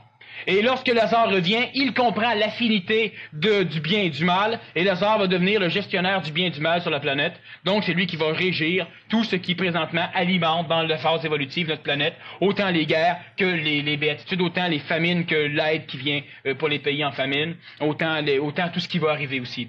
Maintenant, l'Église, elle a un rôle primordial, c'est que l'Église a une fonction particulière que le Nazaréen savait, mais qu'il n'a pas évidemment expliqué. à ses apôtres ou à Pierre, parce que ceux-là n'auraient rien fait s'ils l'auraient su, ce genre de choses, et l'intelligence supramentale ne pouvait les instruire, parce que l'ajusteur de pensée des apôtres était un ajusteur collectif, c'était le même ajusteur que celui du Nazaréen, et qui était sous le contrôle du Nazaréen. Donc, on peut même dire que le Nazaréen était l'ajusteur de pensée de ses apôtres. Un lavage de cerveau, si tu veux, mais c'est pas grave, c'est un lavage intelligent. Bon. Maintenant, ce qu'il faut comprendre, c'est que l'Église a un rôle de tampon. L'énergie supramentale descend, toute la force astrale planétaire, quelles que soient les théologies, a le même rôle, mais l'Église a le rôle le plus puissant pour la simple raison qu'elle est la consistance mémorielle du premier passage de l'intelligence christique à l'échelle de notre planète. L'Église, elle a un rôle qui fait que lorsque l'énergie descend, elle sert d'ajusteur hyper collectif à l'énergie supramentale pour tous les millions de fidèles. Mais ces millions de fidèles, donc l'Église passe, l'énergie supramentale arrive, le gros de la dose va être donné normalement au pape, mais pas toujours. Elle peut être donnée quand le pape est trop con, c'est des personnages qui sont apparemment imbéciles, qui vont devenir des saints, c'est-à-dire qui vont servir des personnages imbéciles. Pourquoi? Des personnages qui n'ont presque pas d'ego. Des personnages qu'on peut le piler ses pieds. Des personnages, ça ne leur dérange pas d'être à poil dans la rue, ça ne leur dérange pas de mendier. Il y a aussi des personnages qui couchent à la pluie. Il y a aussi des grands théologiens d'avant Vatican II qui étaient très contestés, qui étaient des gens brillants. Effectivement, mais ceux-là étaient suffisamment égoïques. Donc, quand c'est pas le pape qui l'a, ça va être d'autres individus. Sauf que ces individus-là l'ont, mais n'ayant pas un ajusteur de pensée suffisamment élaboré et n'ayant pas un cerveau suffisamment puissant pour supporter un contact pur, ils vont transmettre émotivement leur contact pour faire pousser d'un pas l'évolution de l'Église, et c'est ceux qu'on va appeler les saints ou les élus à un moment donné. Maintenant, ce qui arrive, c'est qu'on arrive dans une époque, et le Nazaréen, évidemment, le savait, il l'avait pensé, à un moment donné, lorsque le temps sera venu, parce que l'homme génétiquement sera suffisamment puissant pour entrer en contact avec l'intelligence supramentale par un ajusteur de pensée qui lui sera propre, il n'aura plus besoin de l'ajusteur épais. Quand je parle épais, je parle dense de l'Église. Donc, lorsqu'il n'aura plus besoin de l'ajusteur épais de l'Église, cela voudra dire que des êtres humains au sein de l'Église auront un contact pour commencer à créer des tourbillons dans l'Église et la scinder. Donc, l'apparition d'une multitude de sectes. À l'intérieur des sectes, il y aura évidemment encore des phénomènes, et ces sectes vont servir à quoi?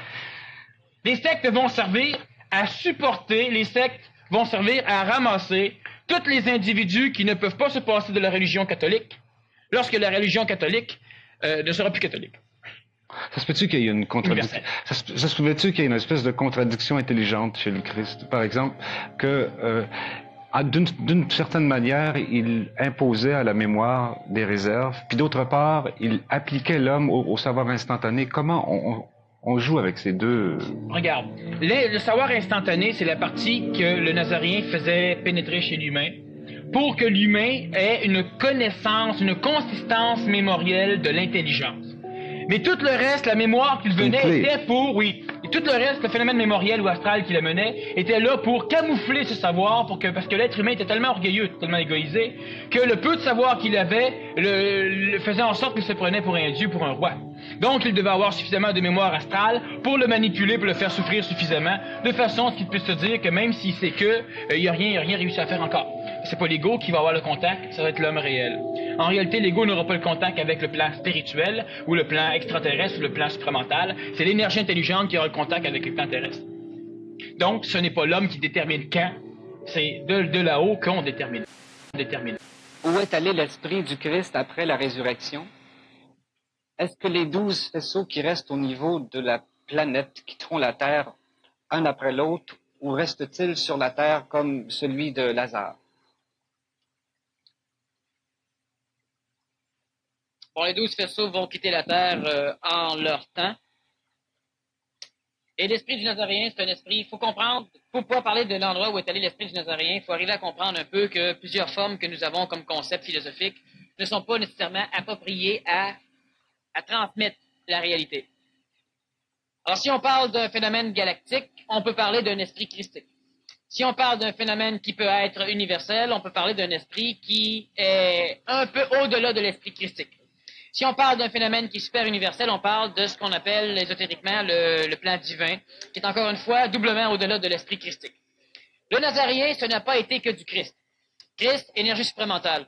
Le Nazaréen a été le premier être à amener l'énergie supramentale à l'échelle de notre planète, induisant par le fait même dans la mémoire expérientielle du monde de la mort, le ciel, le phénomène du plan mental, l'intellect. Maintenant, le Nazaréen, après sa disparition, lorsqu'il est revenu sur la planète devant ses apôtres, il avait comme corps son double éthérique, le double que nous créons en anégoïsant notre âme, notre ego.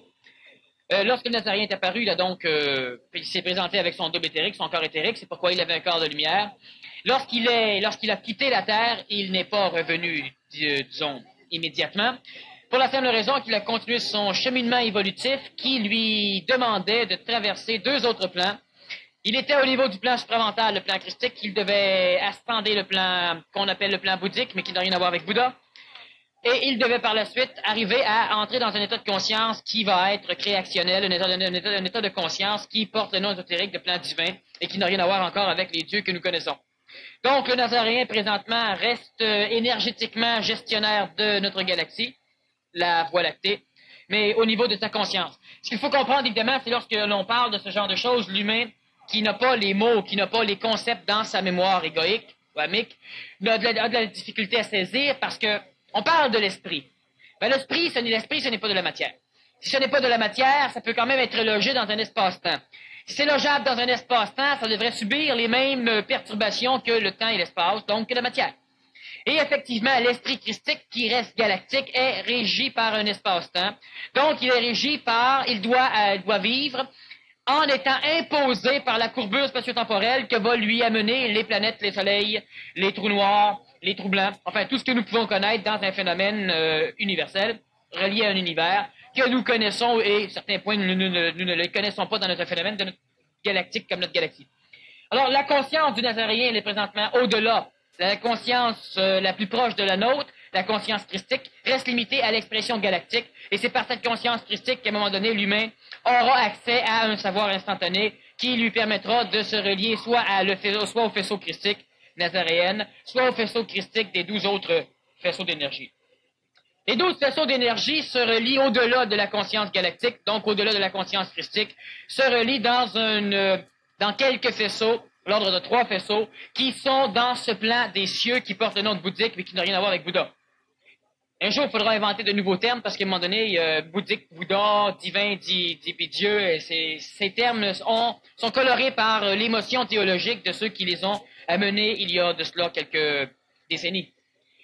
Lorsque les 3 faisceaux sortent du contexte universel, ils pénètrent dans un endroit super universel ou créationnel, et ces 3 faisceaux s'unissent en un faisceau, ce qu'on va appeler le plan divin. Quand on parle de faisceau à ce niveau, le faisceau emplit toute la création. Lorsque ce faisceau pénètre des régions universelles, la région universelle, spatio-temporellement exprimée, n'a pas suffisamment de puissance pour soutenir un seul faisceau, ou l'expression complète de cette énergie intentionnelle ou intelligente. Alors ce faisceau est divisé en 3 faisceaux, chaque faisceau étant 3 fois moins puissant, même s'ils sont nés d'un, peuvent être supportés par une région universelle.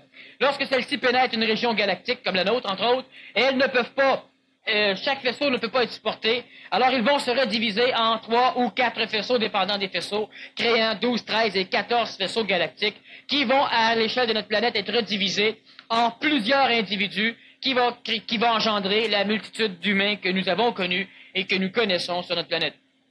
140 853 élus vers la fin de la régression de l'intelligence terrestrifiée en contexte supramental. Cela veut dire que par le phénomène des réincarnations pluralitaires, tous les humains seront retrouvés dans 144 000 et quelques personnages qui seront reliés par groupe de approximativement 12 000 à chacun des faisceaux. Chacun des faisceaux sera représenté dans le début de cette régression supramentale par des êtres humains qui auront un contact avancé avec le plan supramental, un peu ce que nous avons connu au niveau des 12 apôtres, qui étaient évidemment supportés par 63 autres disciples du Nazaréen et qui par la suite, évidemment, allaient communiquer avec le reste des masses. Donc, dans les temps qui viennent, évidemment, il y aura des choses qui vont se passer relativement intéressantes. Chaque faisceau aura son cheminement à vivre et en son temps, il sera celui qui passera. Il y a un faisceau extrêmement puissant, une chose extrêmement frustrante. C'est que le faisceau le plus faible a été celui qui le premier a été exprimé.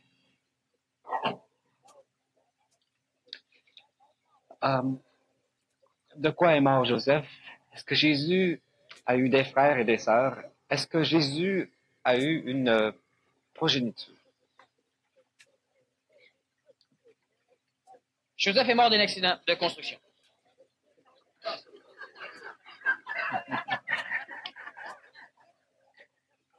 Il était menuisier, charpentier. Maintenant, l'un des frères de Joseph s'est occupé de la mère de Marie, de ses frères et de ses sœurs. Et il y a certaines choses qui ne sont pas bonnes à dire.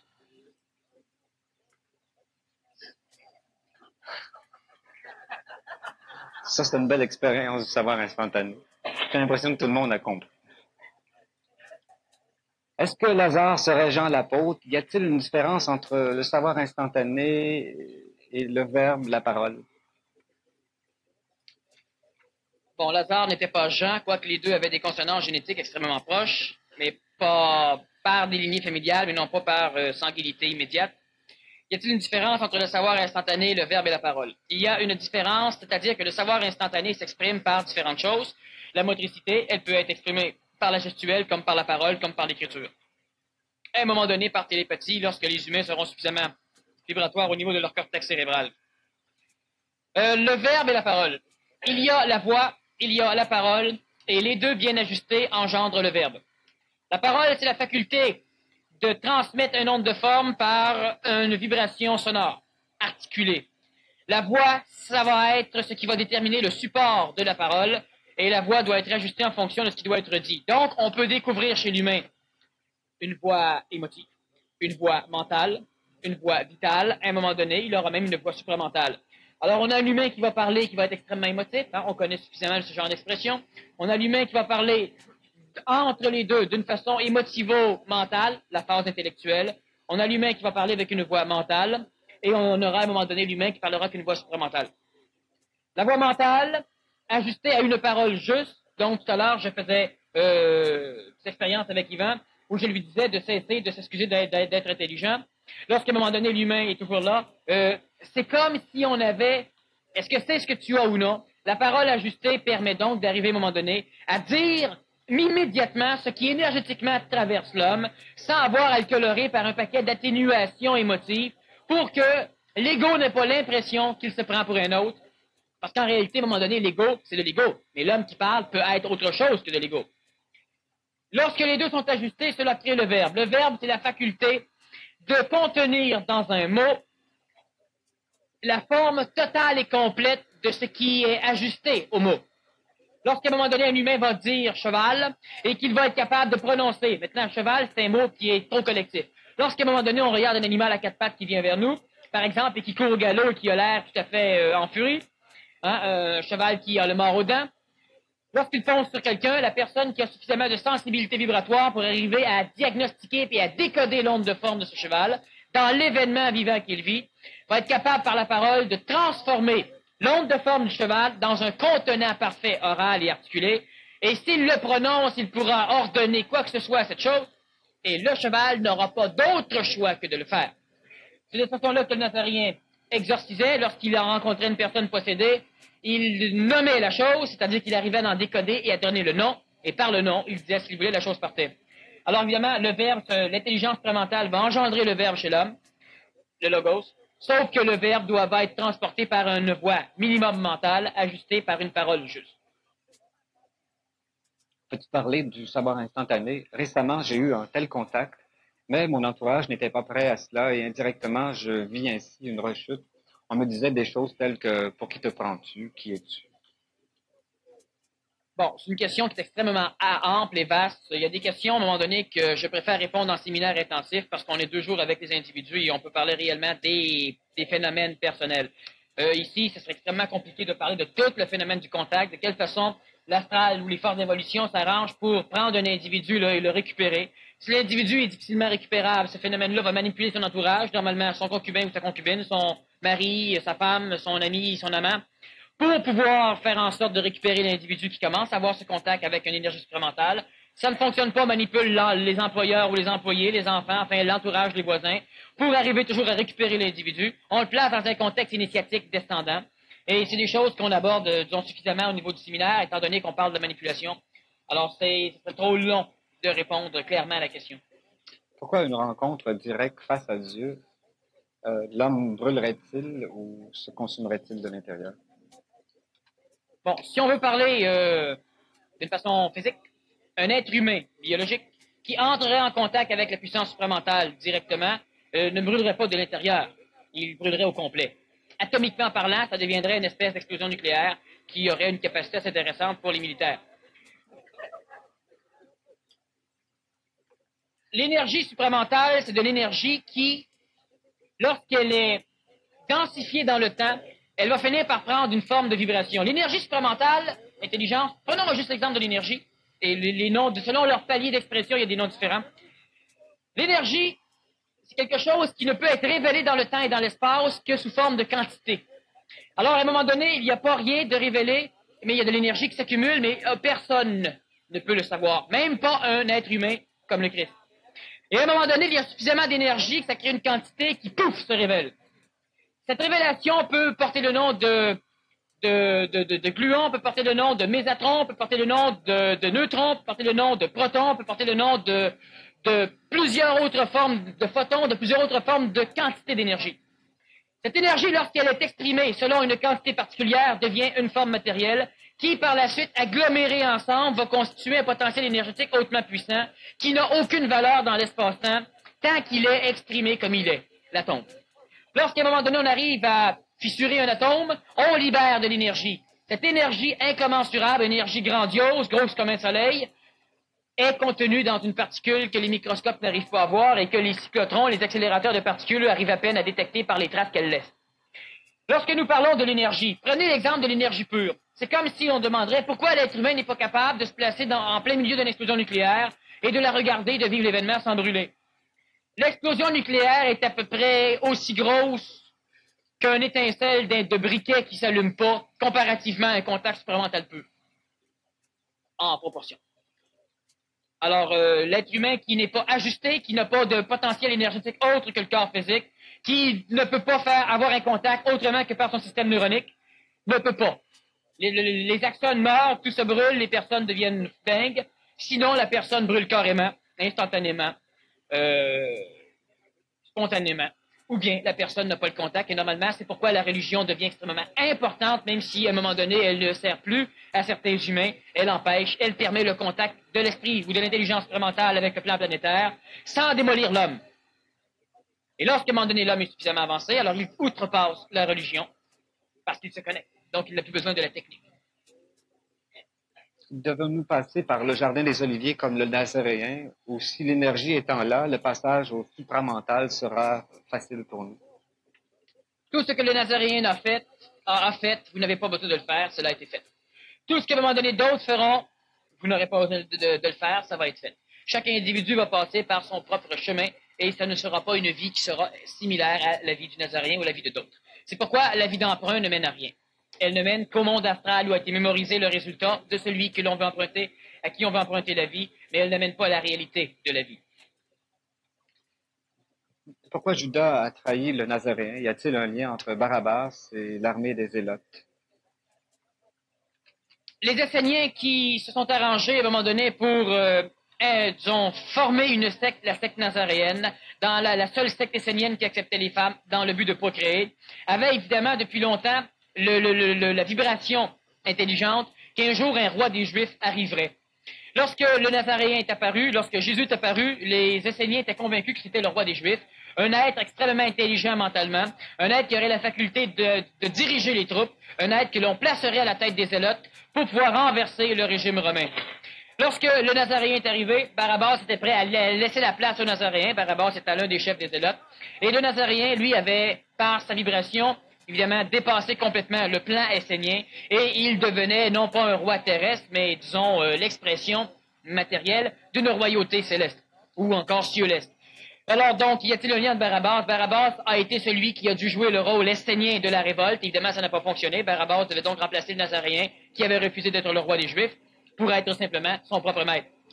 Pourquoi Judas a trahi le Nazaréen? Parce que Judas était encore un homme trop humain, un être humain qui aimait sélectivement le Nazaréen, un être humain qui n'était pas capable d'aimer plus le travail du Nazaréen que le Nazaréen. Judas a succombé, il a aimé trop le Nazaréen et pas assez son travail, alors il l'a trahi. Que veut dire la Trinité du point de vue ésotérique? Trinité vient de la terminologie triunité. Cela veut dire qu'il y a une seule chose, et cette chose est tellement grandiose que lorsqu'elle entre dans un contexte, tout à l'heure on parlait de division, parlons de la Trinité théologique d'un seul faisceau qui rentre chez l'homme, parce qu'à l'échelle de la planète, chaque faisceau d'énergie supramentale est triunitaire.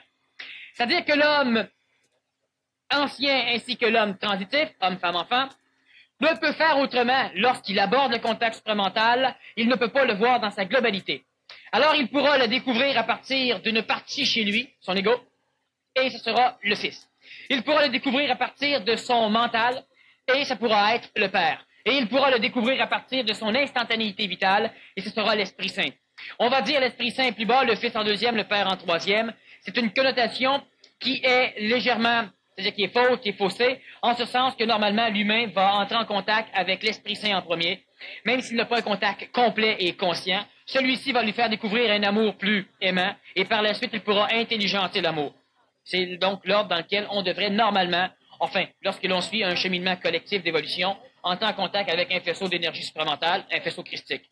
Triunité, trois expressions ou trois choses unies à la même chose, donc c'est un bloc.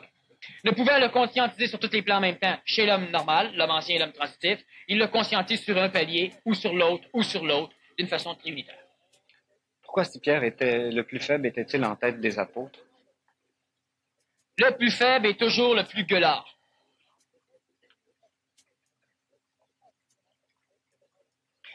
J'ai entendu dire que votre PMC, programme maître-contrôleur, amène les gens à prendre contact avec leur ajusteur de pensée. Est-ce exact? Si oui, parlez-en beaucoup, je suis très intéressé. PS, votre conférence est extraordinaire, super. Bon, il y a des mots qui ne servent à rien. J'ai entendu dire que le PMC, quand on entend dire que l'eau est salée ou sucrée, on n'a qu'à écouter pour le savoir.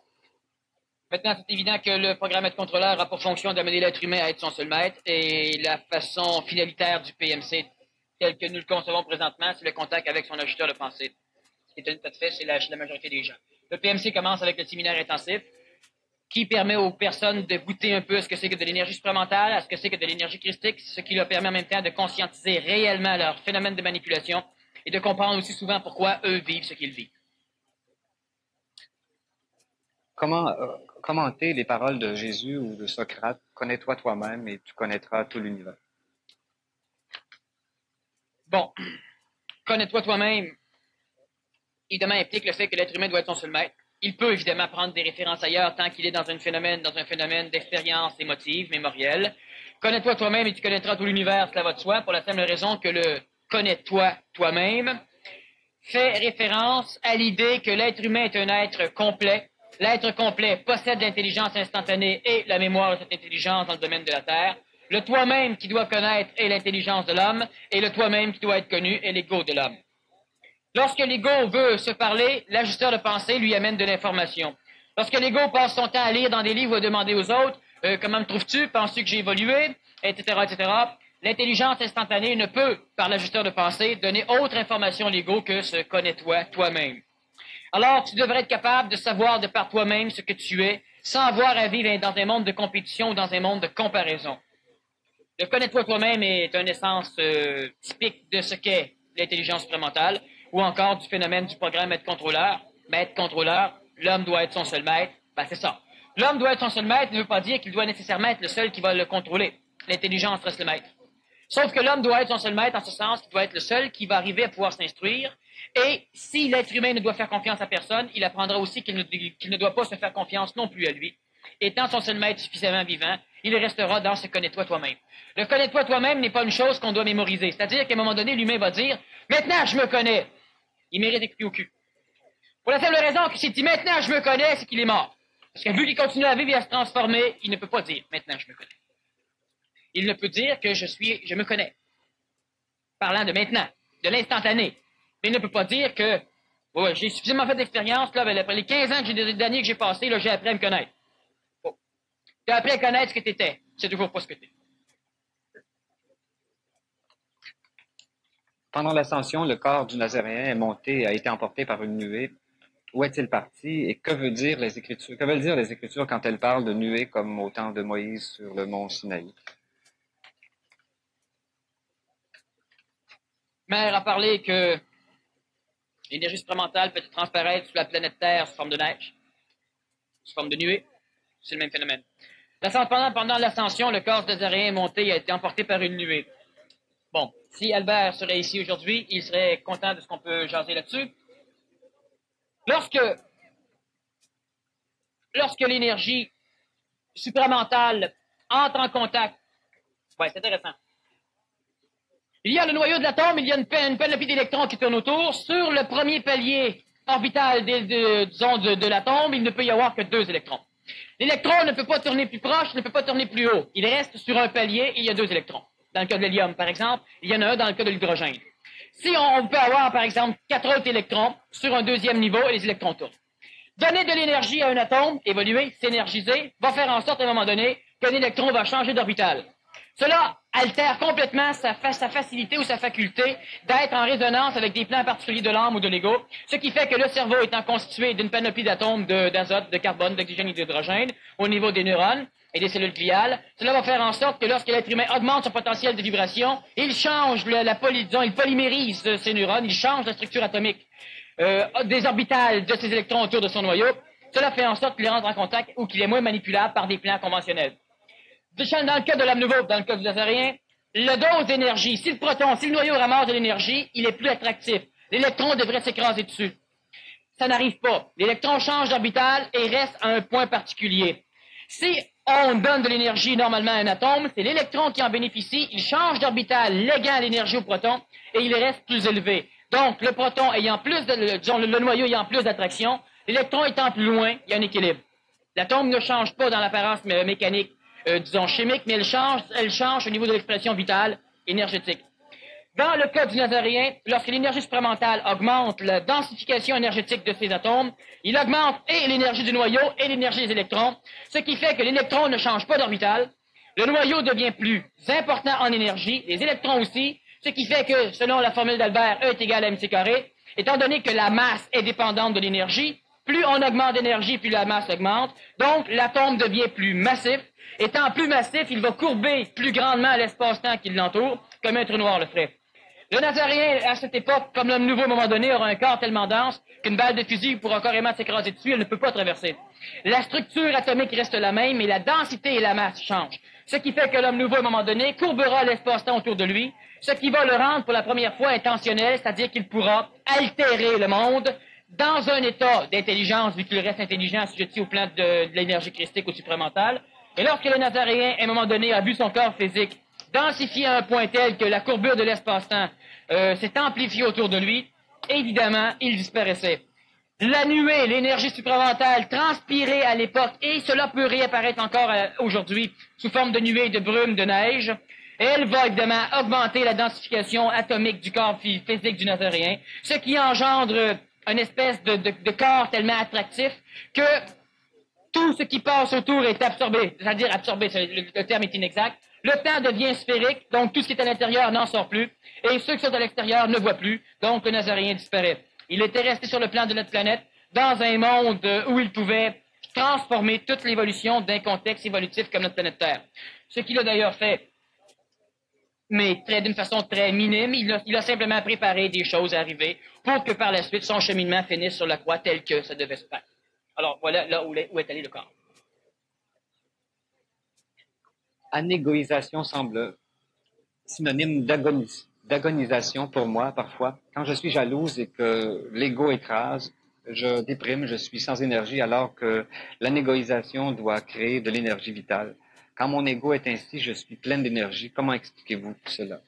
Bon, c'est très simple. L'anégoïsation, ça ne veut pas dire refoulement de l'ego. L'anégoïsation veut dire mutation de l'ego en autre chose.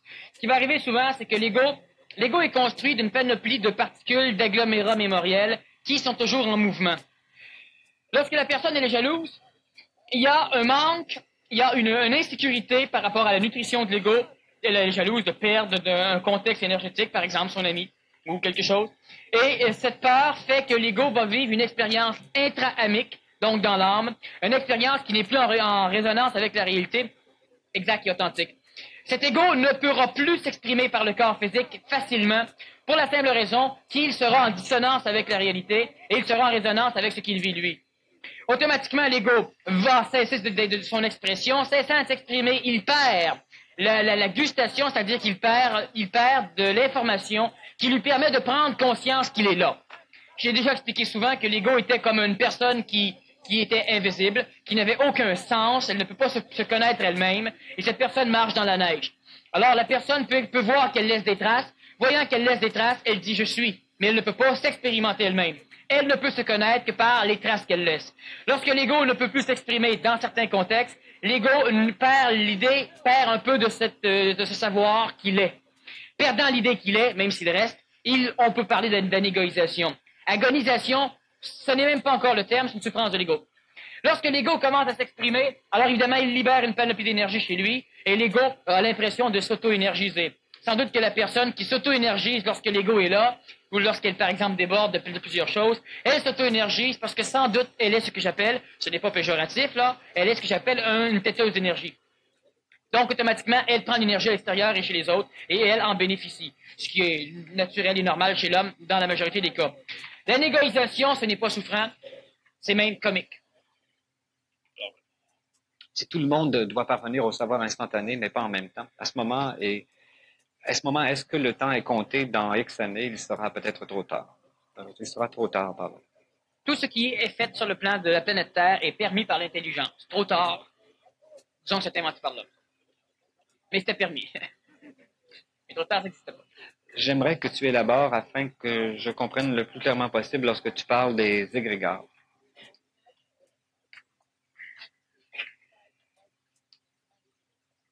Bon, l'égrégore, rapidement quand même, on en parle régulièrement et souvent, ça fait que si la personne vient de temps en temps, elle va évidemment pouvoir le comprendre.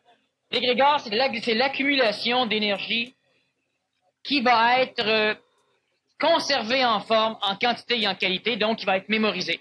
Ça ne bouge plus. Va être pétrifié, va être momifié, mémorisé. Et tout ce que nous disons, et l'exemple que je donne souvent, c'est lorsque je parle, une cassette peut enregistrer ce que je dis. La photographie, c'est une mémoire photonique sur une plaque, donc la matière, elle enregistre les choses. Un égrégore, c'est la mémoire placée dans l'atmosphère terrestre, entre autres et dans la matière, de tout ce qui s'est passé. Lorsque un événement est continuellement répété, cela finit par créer une identification dans cette mémoire, comme dans l'ego de l'homme, comme dans l'âme de l'homme, et cette identification finit par devenir une personnalité identifiée, égoïsée, qui va commencer à vouloir être nourrie. Lorsque nous parlons d'égrégore, un égrégore, une forme pensée, c'est un égrégore. Une personne qui pense toujours à la même chose finit par dynamiser une forme pensée, qui est un égrégore très petit, très limité. Lorsque des millions de fidèles prient le même Dieu, ils nourrissent un égrégore dans le monde de la mort, dans le ciel, et cet égrégore peut devenir puissant à tel point qu'il saura même convertir des êtres humains qui n'ont même pas un cerveau pour comprendre ce qui se passe. Lorsque cet égrégore est suffisamment puissant, il a besoin de nourriture parce qu'à un moment donné, il y a des centres d'identité.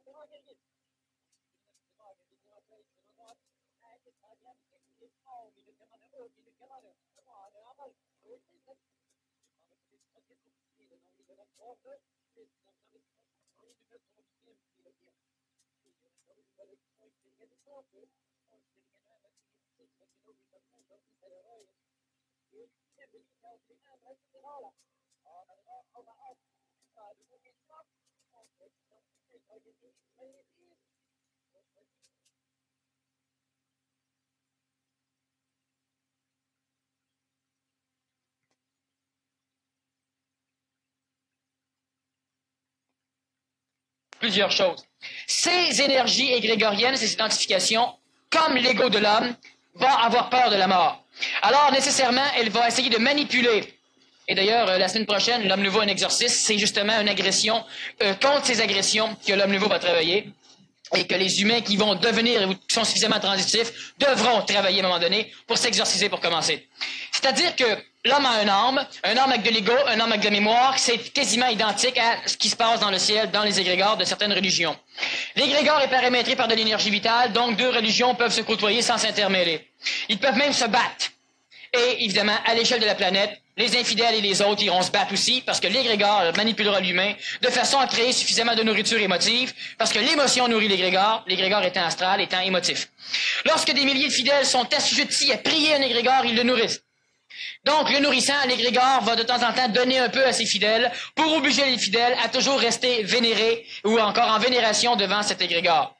C'est pourquoi, souvent, on va donner des noms aux égrégores, Yahvé, etc., etc. Et évidemment, l'égrégore va obliger l'humain à baptiser l'enfant de façon à ce que l'enfant baptisé avec un nom typique de cette religion ou de ce contexte socio-mémoriel de cet égrégore. Hein, on ne verra pas un juif s'appeler Krita. On ne verra pas un mahométain s'appeler Isaac. Bon, c'est normal. Pourquoi? Parce qu'Isaac est typique, relie l'individu à un égrégore juif. Bon, on a des noms comme Daniel qui relie l'individu à un égrégore catholique romain, etc. L'égrégore va être nourri... Qui veut dire Dieu est mon seul juge, j'en passe. Oui, qui veut dire aussi beaucoup d'autres choses. Enfin, pour les catholiques. Je vous en prie. Donc, l'égrégore manipule les gens, vous constatez, et les force à dire des choses. Pour récupérer les choses, ça nourrit. C'est intéressant. L'égrégore est donc un phénomène hautement intelligent. Lorsque le Nazaréen dit de placer ses trésors dans le ciel, cela veut dire mettez-les dans un égrégore. Lorsque vous aurez l'intelligence et une voix verbale, mentale, vous pourrez contrôler l'égrégore et là, vous pourrez employer ce que vous avez mis là pour faire des choses. L'égrégore est donc une forme pensée qui peut devenir planétaire dans le sens des religions, dans le sens d'un égrégore national, la patrie. Tout le monde meurt pour la patrie, voilà, tu meurs pour l'égrégore. Les égrégores politiques, les égrégores familiaux. Quand tu tapes mon frère, je me sens taper, je m'en vais me battre moi tout. Il y a des races qui vivent de cet égrégore familial. Et c'est ce phénomène d'égrégore. La petite gang, à un moment donné, où ce que tu dois même pas trahir, même si l'autre est cave ou con, ou etc. C'est un égrégore de groupe, un égrégore collectif. Et évidemment, l'égrégore est l'un des points majeurs de la conscience collective, des forces d'évolution, contre laquelle l'homme nouveau, à un moment donné, va lutter.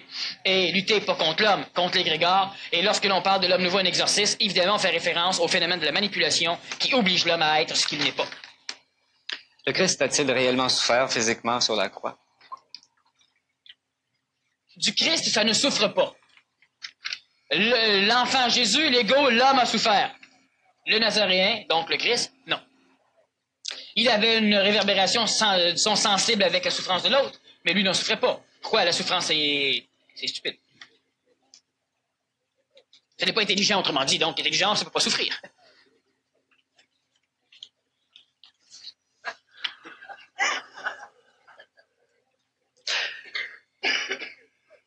Mais il y avait des sentiments, toutefois. Oui, faites-en pas. Il y a peut-être eu le sentiment de souffrir. Il n'était pas perdu ce point-là. On a toujours peur que pas d'émotion veut dire robot, matière, plaque. Non, le sentiment est au-delà de l'émotion. L'émotion, c'est le sentiment vécu par l'homme. Puis le sentiment, c'est l'émotion divine. Pour te faire plaisir aux férus. Mais l'émotion, c'est pas génial. Ça rend l'homme malade, ça le vieillit, ça le stresse, ça l'envoie à la haine, ça l'envoie à la guerre, ça le fait souffrir. Il tombe en amour, il a peur de perdre l'amour. Enfin, il y a tellement de choses. Le sentiment, tu vois un nuage, c'est un nuage, il est génial, il est plus là, il est plus là. On va dire, ouais, mais c'est con vivre de même, c'est pas con vivre comme ça. C'est comme de dire, c'est con d'arrêter de souffrir. Pour certains humains, oui, la souffrance était tellement connue qu'elle est sécure. Qu'est-ce que ça serait un monde sans souffrance? Ça serait souffrant. L'humain a tellement peur qu'il préfère conserver ce qu'il a. Le Nazaréen avait des sentiments. Le sentiment ne le faisait pas souffrir. Ce n'est pas intelligent de souffrir, c'est humain de souffrir. Vous voulez dire qu'il aurait vaincu la souffrance chez les hommes? Non. L'intelligence ne souffre pas. Lorsqu'elle descend chez l'homme, elle ne souffre toujours pas. L'homme qui l'a rejoint, l'homme tant qu'il a de l'ego, lui souffre. L'ego a souffert. Celui qui est mort sur la croix, qui a broyé à la fin, lui a souffert. Imagine-toi. Lui, c'est un homme égoïsé, puis on lui prend le corps, on fait ce qu'on veut avec. Okay. Après ça, quand on a fini, on ne le remercie pas, on plante une croix, puis on s'en va. OK, l'ego de Jésus a souffert, mais son... Pas le Christ. OK, ça va. Il était tout au plus sympathique à la souffrance de son ego. Tout au plus. Merci, Daniel, de te bien chier. Et vous donc, n'est-ce pas? Qu'est-ce que le savoir christique? Le savoir christique, c'est le savoir instantané, c'est-à-dire que c'est la connexion entre l'homme terrestrifié, l'humain, anégoïque, avec une intelligence instantanée. C'est le savoir christique. Le Christ était quelque chose de vivant. Il ne pouvait donc pas mourir, évidemment. Quelque chose de vivant ne peut pas mourir. Seule la mort conserve la mort. Et le savoir christique, alchimiquement, le terme savoir christique est un terme beaucoup plus alchimique, disons, que théologique, catholique. Et le savoir christique, c'est le savoir instantané. C'est de ce que je parle régulièrement. C'est le contact avec l'intelligence suprême. Que pensez-vous des 10 commandements? Il y avait 20 commandements, sauf que on a échappé une table. Elle a cassé, alors on est arrivé avec la seule table qui restait avec les 10 commandements qu'il y avait dessus. Bon.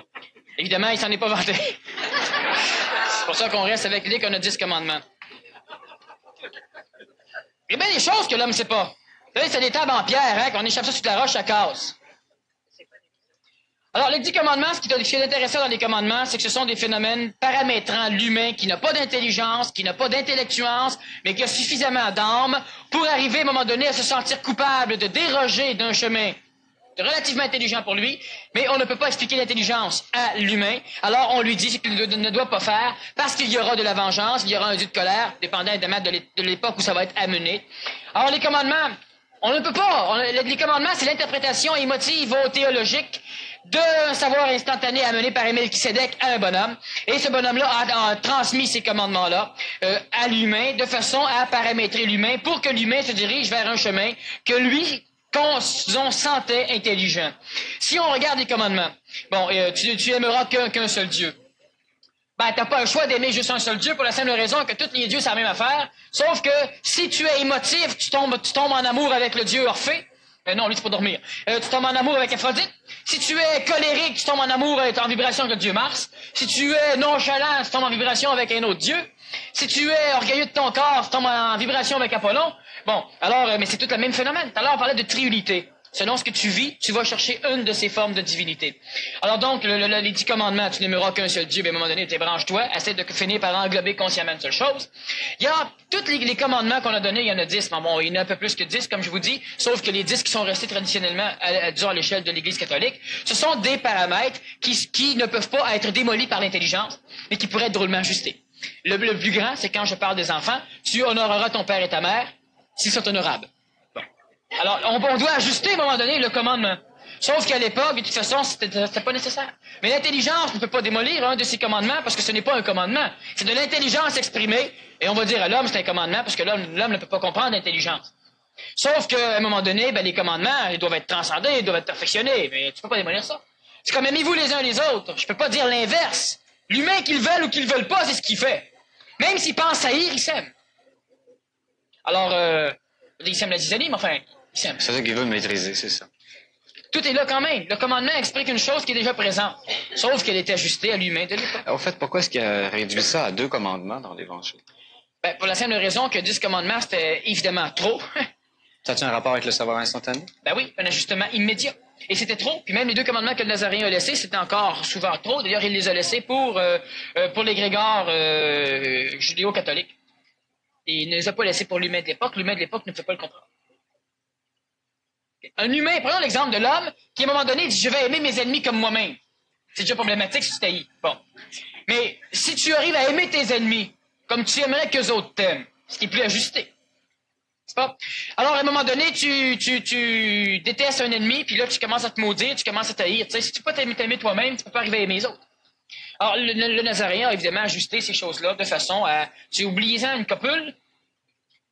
Commençons par 2 plus importants, puis on peut constater que ces 2-là, évidemment, englobent tous les autres. C'est ça. Puis que le premier englobe de toute façon le deuxième. Alors, l'intelligence, ça démolit pas l'intelligence. Par contre, ça peut la raffiner. Autrement dit, c'est laissé au savoir instantané de s'adapter avec ça. Selon les siècles. La seule chose dans l'homme qui va être capable d'aimer, c'est l'intelligence. D'aimer réellement, globalement. Fonctionner. Est-ce que tu peux te préparer à aimer? C'est pas instantané. Est-ce que tu peux regretter d'avoir aimé? Est-ce que tu peux? On peut s'amuser longtemps, mais l'amour tel que l'humain le vit, c'est un amour qui est tout à fait sélectif. C'est l'ombre de l'amour. Ça ne s'apprend pas, c'est un amour mort. Non, ça ne s'apprend pas, ça se vit. Et lorsque tu l'as vécu une fois, est-ce que c'est réglé à jamais? C'est vivant, donc c'est jamais réglé. Pourriez-vous expliquer la différence entre la conscience christique et l'esprit christique? Merci. Bon, la conscience christique. L'esprit christique, c'est ce qui va amener dans l'homme la conscience christique. Donc, l'esprit christique, c'est ce qui, à un moment donné, entre ou tente d'entrer en contact, disons, avec l'homme, par le biais de l'ajusteur de pensée, qui va assujettir sous son contrôle l'ajusteur intellectuel, l'ajusteur psychologique, l'intellect, qui va lentement instruire l'ego de certaines choses, donc commencer la phase d'anégoïsation. Souvent, la phase d'anégoïsation chez l'homme ancien commence par la phase d'humiliation. Bon. Et c'est d'ailleurs très facile, vu qu'il est collectif dans sa conscience, on n'a qu'à manipuler 3 ou 4 individus pour le regarder tout croche, puis automatiquement ils font déjà. Bon, c'est déjà très intéressant. La conscience christique, c'est lorsque l'humain entre en contact avec l'esprit christique. Automatiquement, il commence à vivre d'une conscience christique, c'est-à-dire qu'il a une conscience planétaire humaine, et il vit d'une bilocation de conscience. Il a aussi une conscience galactique qui lui permet de pouvoir expliquer les choses du point de vue galactique, cosmique, et de pouvoir ajuster à l'homme parce qu'il reste assujetti au point de vue humain par le fait qu'il a un corps physique. Donc, l'esprit, c'est une chose libre. Lorsqu'elle est exprimée par un homme, engendre chez l'homme la conscience. Si le phénomène de la pensée est auto-énergisant et que je n'arrête pas de penser, comment puis-je faire pour ne plus méditer, ignorer mes pensées? Ça ne se fait pas comme cela. Ce n'est pas une question de désir ou d'intentionnalité pour arrêter de penser. Souvent, la pensée ne pense à rien, donc elle pense à rien. Alors, ça donne l'illusion à l'homme qu'il ne pense plus. En réalité, il pense, mais à rien. Penser à rien, cela se fait. La pensée reste. La mutation neuronique, tout à l'heure on a parlé du phénomène atomique, ouais, exactement. L'intelligence supramentale d'ailleurs opère des mutations neuroniques chez l'homme, endocriniennes et neuroniques, ce qui évidemment engendre une mutation psychologique, une expression nouvelle de la psychologie, étant donné que le cerveau ne peut plus raisonner au même palier plus densifié de l'âme. Lorsque la personne, lorsqu'elle fait un travail, vous faites ce que vous avez la vibration de faire et vous continuez à faire ce que vous avez la vibration de faire. De toute façon, tout est parfait. Et à un moment donné, la personne va finir par avoir une pensée qui sera ajustée. Lorsque la pensée est ajustée, cela veut dire qu'elle n'est plus libre d'être soumise aux manipulations astrales dont est sujet l'homme régulièrement. Je dis souvent que l'homme pense qu'il pense, mais il ne pense pas, il est manipulé à penser. Alors la méditation est quand même une forme de manipulation de pensée. Lorsque l'humain veut cesser de penser, ça continue à penser dans sa tête, parce que ce n'est pas lui qui pense, justement. À un moment donné, on va lui donner l'illusion, on lui donne un break au niveau des plans astraux, c'est-à-dire qu'on peut couper, on peut lui faire penser à rien. Donc, on place un vide chez lui. Un vide que, énergétiquement, il va trouver tellement plein, c'est normal. S'il n'y a plus de pensée, l'énergie passe plus librement. Donc, c'est là que tu rencontres un vide plein. Un vide de pensée, mais plein d'énergie. Sauf que souvent, c'est une illusion des forces astrales pour permettre à l'individu de prendre confiance en une démarche qu'il fait. Parce que si on a confiance en une démarche, on finit par s'y attacher. Si on s'y attache, quand la démarche n'est plus utile pour toi, tu restes pogné dedans. Et c'est souvent ce qui va se passer. Donc, l'humain va continuer à faire ce qu'il a à faire. Il y en a qui font le PMC, il y en a qui font la technique Nado, il y en a qui fument, il y en a qui font tout ce qu'ils ont à faire. Et à un moment donné, l'humain finit par passer par des processus mutatoires qui l'amènent à avoir une cessation de pensée. Elle commence comment? Par la parole. Je parle présentement et je ne peux pas penser parce que je parle trop vite pour penser. D'ailleurs, certains ici disent même, effectivement, tu parles même assez vite que moi non plus, je n'arrive pas à penser. Et c'est pourquoi aussi je parle comme ça. Ça évite d'intellectualiser tout ce que je dis. Une conférence comme je n'en ai jamais entendu d'aussi intelligente. Avez-vous un programme qui nous amène à l'ajusteur de pensée dont vous avez parlé? Combien ça prend de temps? Ça prend le temps qu'il faut. Si vous me garantissez votre état de départ, on va vous garantir le temps du résultat. Maintenant, une chose certaine, c'est que, avez-vous un programme qui nous amène à l'ajusteur de pensée? Non. Chaque humain a à suivre son chemin. Certains humains auront un chemin qui croiseront celui du centre de l'universalité, qui croiseront peut-être des choses que je vais faire. D'autres humains auront un chemin qui vont croiser un peu, étant donné que vous êtes ici, ça croise déjà un peu. Mais est-ce qu'on a un programme qui s'adresse à l'humanité pour les amener à un ajusteur de pensée? Non. Chaque personne est individuelle. Évidemment, le programme Être contrôleur est un programme qui quand même s'ajuste à plusieurs formes d'individus. Donc, l'individu peut y goûter pour le savoir. Sauf qu'est-ce qu'on peut dire qu'on a un programme qui permet à tout le monde d'y arriver? Non. D'autres individus ne me connaîtront jamais, ils vont y parvenir. D'autres individus me connaîtront et ne suivront aucun programme, ils vont y parvenir. Tandis que pour beaucoup d'autres, ce sera presque essentiel de passer par le programme Être contrôleur. Alors donc, ça dépend de l'humain. Il n'y a pas de technique présentement, il n'y en aura jamais d'ailleurs, qui sera absolument universelle. Bon, il peut y avoir un centre un jour qui fera 10 000 techniques, donc le centre sera universel, mais les techniques seront adaptables aux humains. Alors présentement, si l'humain a le feeling de, c'est peut-être parce qu'il a à le faire. S'il n'a pas le feeling de, c'est qu'il n'a pas à le faire. Mais je n'ai pas à dire à une personne, tu peux ou tu dois, ça ne me regarde même pas. Alors il y a des choses qui se font, des choses qui se font pas, mais une chose certaine, tout est possible. Le chamanisme permet-il d'être en contact avec la connaissance instantanée? Y a-t-il un lien entre un chaman et les disciples de Jésus? Bon, le chamanisme permet d'entrer en contact avec la mémoire d'une intelligence. Elle peut être intelligence mentale ou supramentale. Donc, le chamanisme permet à un humain d'entrer en contact avec les vestiges d'un contact supramental. Autrement dit, le chaman peut entrer en contact avec de l'astral supramental, mais il ne peut pas entrer en contact avec de l'énergie supramentale pure. Autrement dit, le chaman peut entrer en contact avec de l'énergie christique mémorielle. Donc, tout ce qui a déjà été dit d'une façon christique, c'est mémorisé. Il peut entrer en contact avec cela, mais il ne peut pas entrer en contact avec de l'énergie christique pure. Toute technique, drogue, rituel, ceci ou cela, doit enseigner à l'humain comment se passer de la technique. L'homme nouveau n'a plus de technique. Si on regarde les techniques du PMC, elles sont tous là pour amener quelque chose, et à un moment donné, l'individu doit laisser la technique.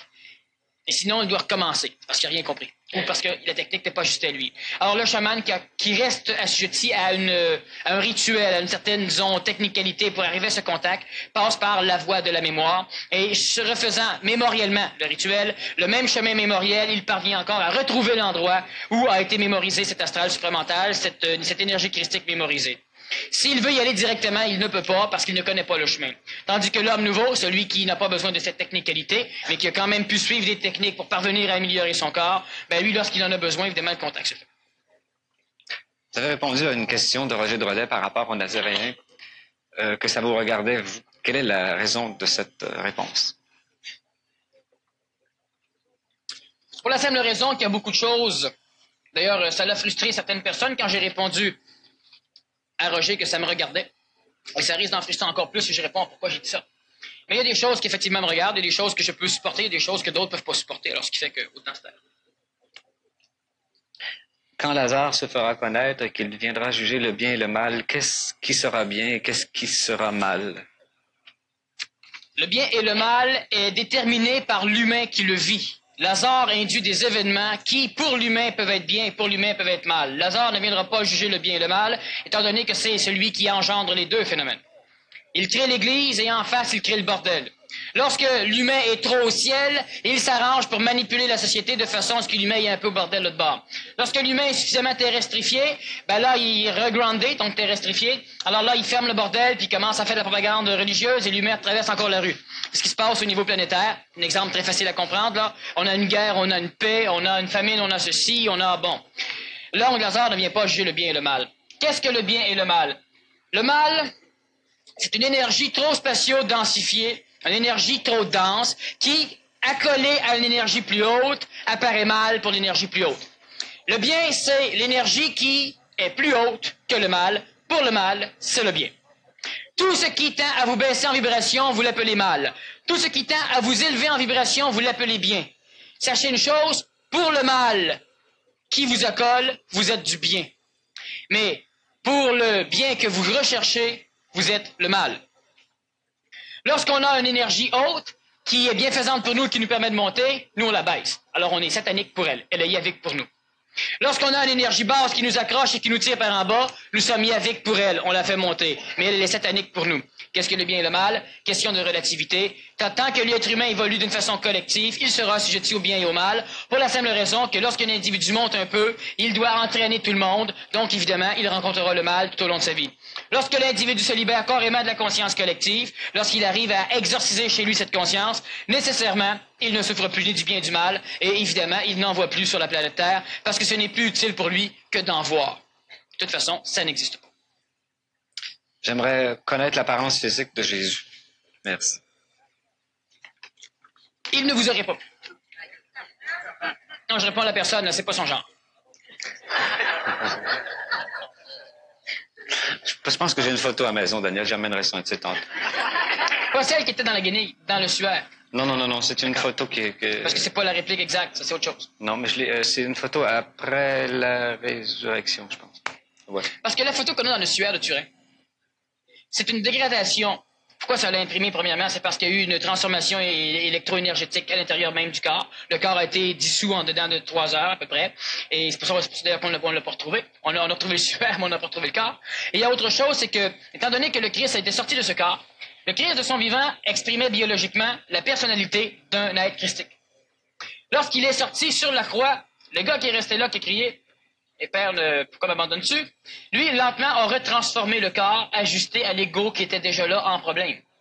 La photo qu'on a dans le suaire de Turin est la photo de ce bonhomme. donc de cet ego qui présentement est réincarné, mais qui vivait un phénomène tout à fait humain et égoïque. Alors on ne peut pas prendre cet exemple pour avoir une idée de ce qu'était le Nazaréen. L'idée mémorielle que nous avons est plus ajustée. Par exemple, la peinture là-bas qu'on a du Nazaréen est une idée plus ajustée de ce qu'il était de son vivant, mais extrêmement empreinte et colorée par l'émotion de ceux qui l'ont vu. Cette idée nous provient des mémoires akashiques, c'est-à-dire qu'elle nous provient de la mémoire christique laissée sur le plan terrestre par le Nazaréen. Tout le monde a une vague idée de ce qu'il peut avoir, et les icônes et les figures qu'on dessine sont tirées de cette mémoire. Et c'est beaucoup plus juste que ce qu'on va retrouver sur le suaire. Maintenant, une chose importante, c'est que cette image comme celle qu'on a là-bas, qui est relativement typique, je pense que c'est le seul qu'on n'a pas besoin de mettre le nom en dessous. Hein? Bon, tout le monde le connaît, même sans l'avoir jamais vu. C'est une mémoire proche, mais extrêmement colorée par l'émotion des gens. Alors, on va y donner des yeux bleus, on va y donner ceci, cela, c'est relativement coloré. Une chose évidente, évidemment importante, c'est que c'est pas important de savoir pourquoi ça. Que veut dire œuvre de chair? Ça peut vouloir dire bien des choses, ça dépend du contexte où on emploie ce terme. Une œuvre de chair, normalement, va être, disons, dans sa terminologie la plus haute, va être une mutation neurologique, biologique, chimique, donc organique, par l'intelligence d'un corps de chair. Donc, ça devient une œuvre de chair, c'est-à-dire qu'on fait d'un phénomène inintelligent un réceptacle pour exprimer l'intelligence. Si j'ai bien compris, le rôle de l'Église achèverait. Non, cette personne désire que le rôle de l'Église achève. Elle avait déjà l'idée que c'était pour achever et elle pense que j'ai supporté son idée. C'est pourquoi elle veut encore que je la supporte, ne pouvant elle-même supporter ses propres idées. Si j'ai bien compris, le rôle de l'Église achèverait. Le rôle de l'Église est le rôle de l'Église et il n'est pas loin d'achever. Évidemment, les formes vont changer. Quelle partie du Nazaréen vit à la Guarta et où est situé cet endroit sur notre planète? La seule partie du Nazaréen qui vit dans la Gartha, c'est la mémoire nazaréenne. Le Christ lui-même n'a rien à foutre avec les personnages de la Gartha. Absolument rien. Encore moins avec Shambhala.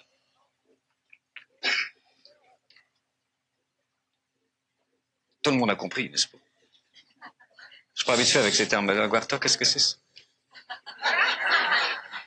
En théologie, il enseigne pas ça. Serait-ce que l'Église va changer? Ça serait très long à expliquer, mais disons que la Gartha et Shambhala seraient deux centres dans le fond de notre planète, faisant référence à une terre creuse, évidemment, où les maîtres du monde vont vivre et vivent depuis déjà belle lurette. Les maîtres du monde sont des bonhommes et des bonnes femmes extrêmement pognés qui sont obligés d'être yaviques par rapport à l'humanité, aider l'humanité à évoluer, parce qu'eux ont eu un contact supramental, à un moment donné, un contact christique. Ils avaient trop d'ego, ils se sont pris au sérieux, ils ont commencé à engendrer une fusion avec leur corps, leur double éthérique, avec de l'ego à cette époque, et ils n'ont pas pu finaliser leur fusion, donc ils ne peuvent pas quitter le contexte évolutionnaire de notre planète. Alors nécessairement, ils vivent dans une région où il y a le minimum de force astrale, parce qu'ils sont relativement supramentales, donc ils sont toujours en guerre contre, donc ils se cachent là où il n'y a pas d'hommes, là où il n'y a pas d'égrégore astral, et pour arriver à s'en sortir, ils ont besoin de la puissance d'une grande partie de l'humanité, et cette humanité doit monter à un niveau vibratoire tel qu'elle sera suffisamment mentale pour attirer plus d'énergie supramentale, que eux vont se servir pour sacrer le camp. Lorsque l'humain arrive à un niveau suffisamment avancé, le maître l'a aidé, le maître du monde l'a suffisamment aidé. Lorsqu'il est prêt, l'humain, à continuer, là, le maître le retient et le retarde. Au fond, ce sont de vieilles mémoires qui essaient de... C'est des phénomènes relativement intéressants, c'est-à-dire qu'ils sont plutôt matériels que mémoriels. Évidemment, ils sont mémoriels. En contact avec les vestiges supramentales qu'ils ont attirés lors de leur demi-fusion. Et on va tous ceux qui vont être à un moment donné manipulés par ce phénomène des maîtres du monde vont évidemment vouloir avoir quelqu'un à qui avoir bien confiance. Alors ces maîtres les instruisent que le Christ fait partie de ces maîtres et que souvent il est le boss des maîtres. Le Christ est le boss des maîtres par le biais de Lazare, mais ces deux-là ne restent pas dans la Gartha ou Shambhala, c'est-à-dire qu'eux autres veulent faire un paquet de conneries, mais ils sont limités par l'intelligence christique, par le biais de Lazare, habituellement. Donc, on aura Shambhala et la Gartha, on aura le pôle négatif et le pôle positif qui engendreront différents phénomènes, apocalyptiques entre autres, comme les guerres, comme ces choses-là, qu'on a eu dans le passé, et que peut-être on aura dans l'avenir, mais c'est pas encore assuré. Bon, le jugement n'a pas été rendu. Bon. Alors donc, ce qui fait que la Gartha et Shambhala sont ces choses-là. L'un des deux est situé au pôle nord, donc qui est situé sur le territoire du nord-ouest de notre Canada, sur le Québec ésotérique, et l'autre dans le fin fond de l'Himalaya, au Tibet. Voilà. Bien. Si mon ego n'existe pas, s'adresse à ton ego qui n'existe pas, qui parle à qui? la question n'a pas de sens étant donné que c'est l'ego qui pose la question. Lorsque l'ego qui n'existe pas s'adresse à ton ego qui n'existe pas, qui parle à qui? Lorsqu'il n'y a pas d'ego et qu'il n'y a pas d'ego, que deux êtres humains égoïsés en contact supramental se rencontrent, mais ils ne se parlent pas.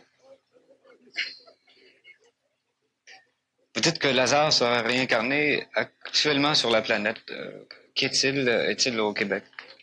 Alors, ça va être moins frustrant, ça le regarde. Que dites-vous que le 13e... Vous dites que le 13e faisceau n'est plus sur la planète actuellement et la semaine dernière, vous avez parlé d'énergie christique de retour sur la planète. Qu'en est-il vraiment? L'énergie christique, c'est l'énergie supramentale qui va être pluralisée en différents faisceaux. Donc, il y a 14 faisceaux, il y a un 13e faisceau qui n'est plus à l'échelle de notre planète, même si on en reçoit évidemment ses conséquences spatio-temporelles. Il y a un faisceau qui est plus ou moins présent à l'échelle de notre planète, le faisceau Lazare, et il y a évidemment 12 autres faisceaux qui sont tout à fait placés sur la planète. Tous ces faisceaux sont d'essence christique. Lorsqu'on parle du retour d'énergie christique ou du retour christique, on parle évidemment d'une descente d'énergie supramentale qui se fait de plus en plus au Québec et qui a commencé, disons, en 1969 et qui s'accentue régulièrement. En 87, on pénètre de plus en plus, de par notre situation géospatiale dans notre galaxie, dans un faisceau d'énergie supramentale. Et cela va s'accentuer jusque vers la fin des années 1990. Être croyant, est-ce croire à l'Église ou à Dieu? Très bonne question. La personne qui croit devrait se la poser et elle devrait être capable de se répondre. Les deux croyances sont bonnes, mais les deux n'amènent pas le même résultat. Vous voulez dire que c'est le fait du savoir instantané? C'est-à-dire que si je crois en l'Église, ça peut être intéressant, mais croire en l'Église, ce n'est pas croire en Dieu. Si je crois en Dieu, c'est intéressant, mais si je crois en Dieu, je ne crois pas en l'Église. Est-ce que je peux croire aux deux en même temps? Oui. Mais je ne peux pas croire aux deux en même temps. C'est-à-dire que je peux mémoriellement avoir les deux croyances, mais lorsque je crois en Dieu, je ne peux pas croire en même temps à l'Église, instantanément. Lorsque je crois en l'Église, je ne peux pas instantanément en même temps croire en Dieu. Les deux sont séparés. Maintenant, l'Église est une expression plus basse, densifiée de l'énergie de ce que la personne appelle Dieu, et ce n'est pas meilleur de croire à l'un plutôt qu'à l'autre. On doit être assujetti énergétiquement à ce que l'on a besoin. Autrement dit, si tu rencontres Dieu qui peut être la banque, puis la banque est fermée, il serait peut-être mieux d'aller voir le dépanneur du coin pour changer ton chèque. Alors, le dépanneur peut être l'Église, c'est moins riche puis c'est plus cheap que la banque, mais si la banque c'est Dieu puis que le dépanneur c'est l'Église, ben si la banque est fermée à toi puis que le dépanneur est ouvert, t'es mieux de commencer par le dépanneur. Alors, croire en l'Église ou croire en Dieu, lequel est le meilleur, ça dépend de l'individu. Il n'y a rien de plus beau ou plus haut, tout doit être ajusté. Souvent, l'humain est péjoratif. L'humain est toujours en train de rechercher une évolution en escalier. Oh, de temps en temps, on donne l'exemple de l'escalier. Mais l'humain a toujours l'idée que si je monte une marche, ça veut dire que l'autre marche, ben c'est de la merde. Pourquoi? Parce que l'humain n'est pas capable de comprendre l'intelligence de l'amélioration. L'humain a besoin, l'humain vit une évolution émotive. Or, l'humain doit se dire, si je suis là, c'est parce que j'ai raison d'être là. Si j'ai raison d'être là, c'est que partout ailleurs, ça vaut rien. Parce que si ailleurs, il y a des places meilleures, ben, je vais me sentir con, médiocre, imbécile. C'est ce qu'on appelle l'égocentrisme. C'est le problème de l'ego, exactement. Alors, l'humain est obligé de démolir le reste. Alors, je crois en Dieu, c'est pas en l'Église, moi. T'es rendu à cette phase-là. Là, moi, je crois en l'Église. Automatiquement, je crois en Dieu. T'es à cette phase-là. Mais lequel des deux qui est le mieux? Aucun. Chaque humain a son chemin. Chaque humain change de marche et ouvre-nous une nouvelle porte. Chaque humain fonctionne comme il a fonctionné.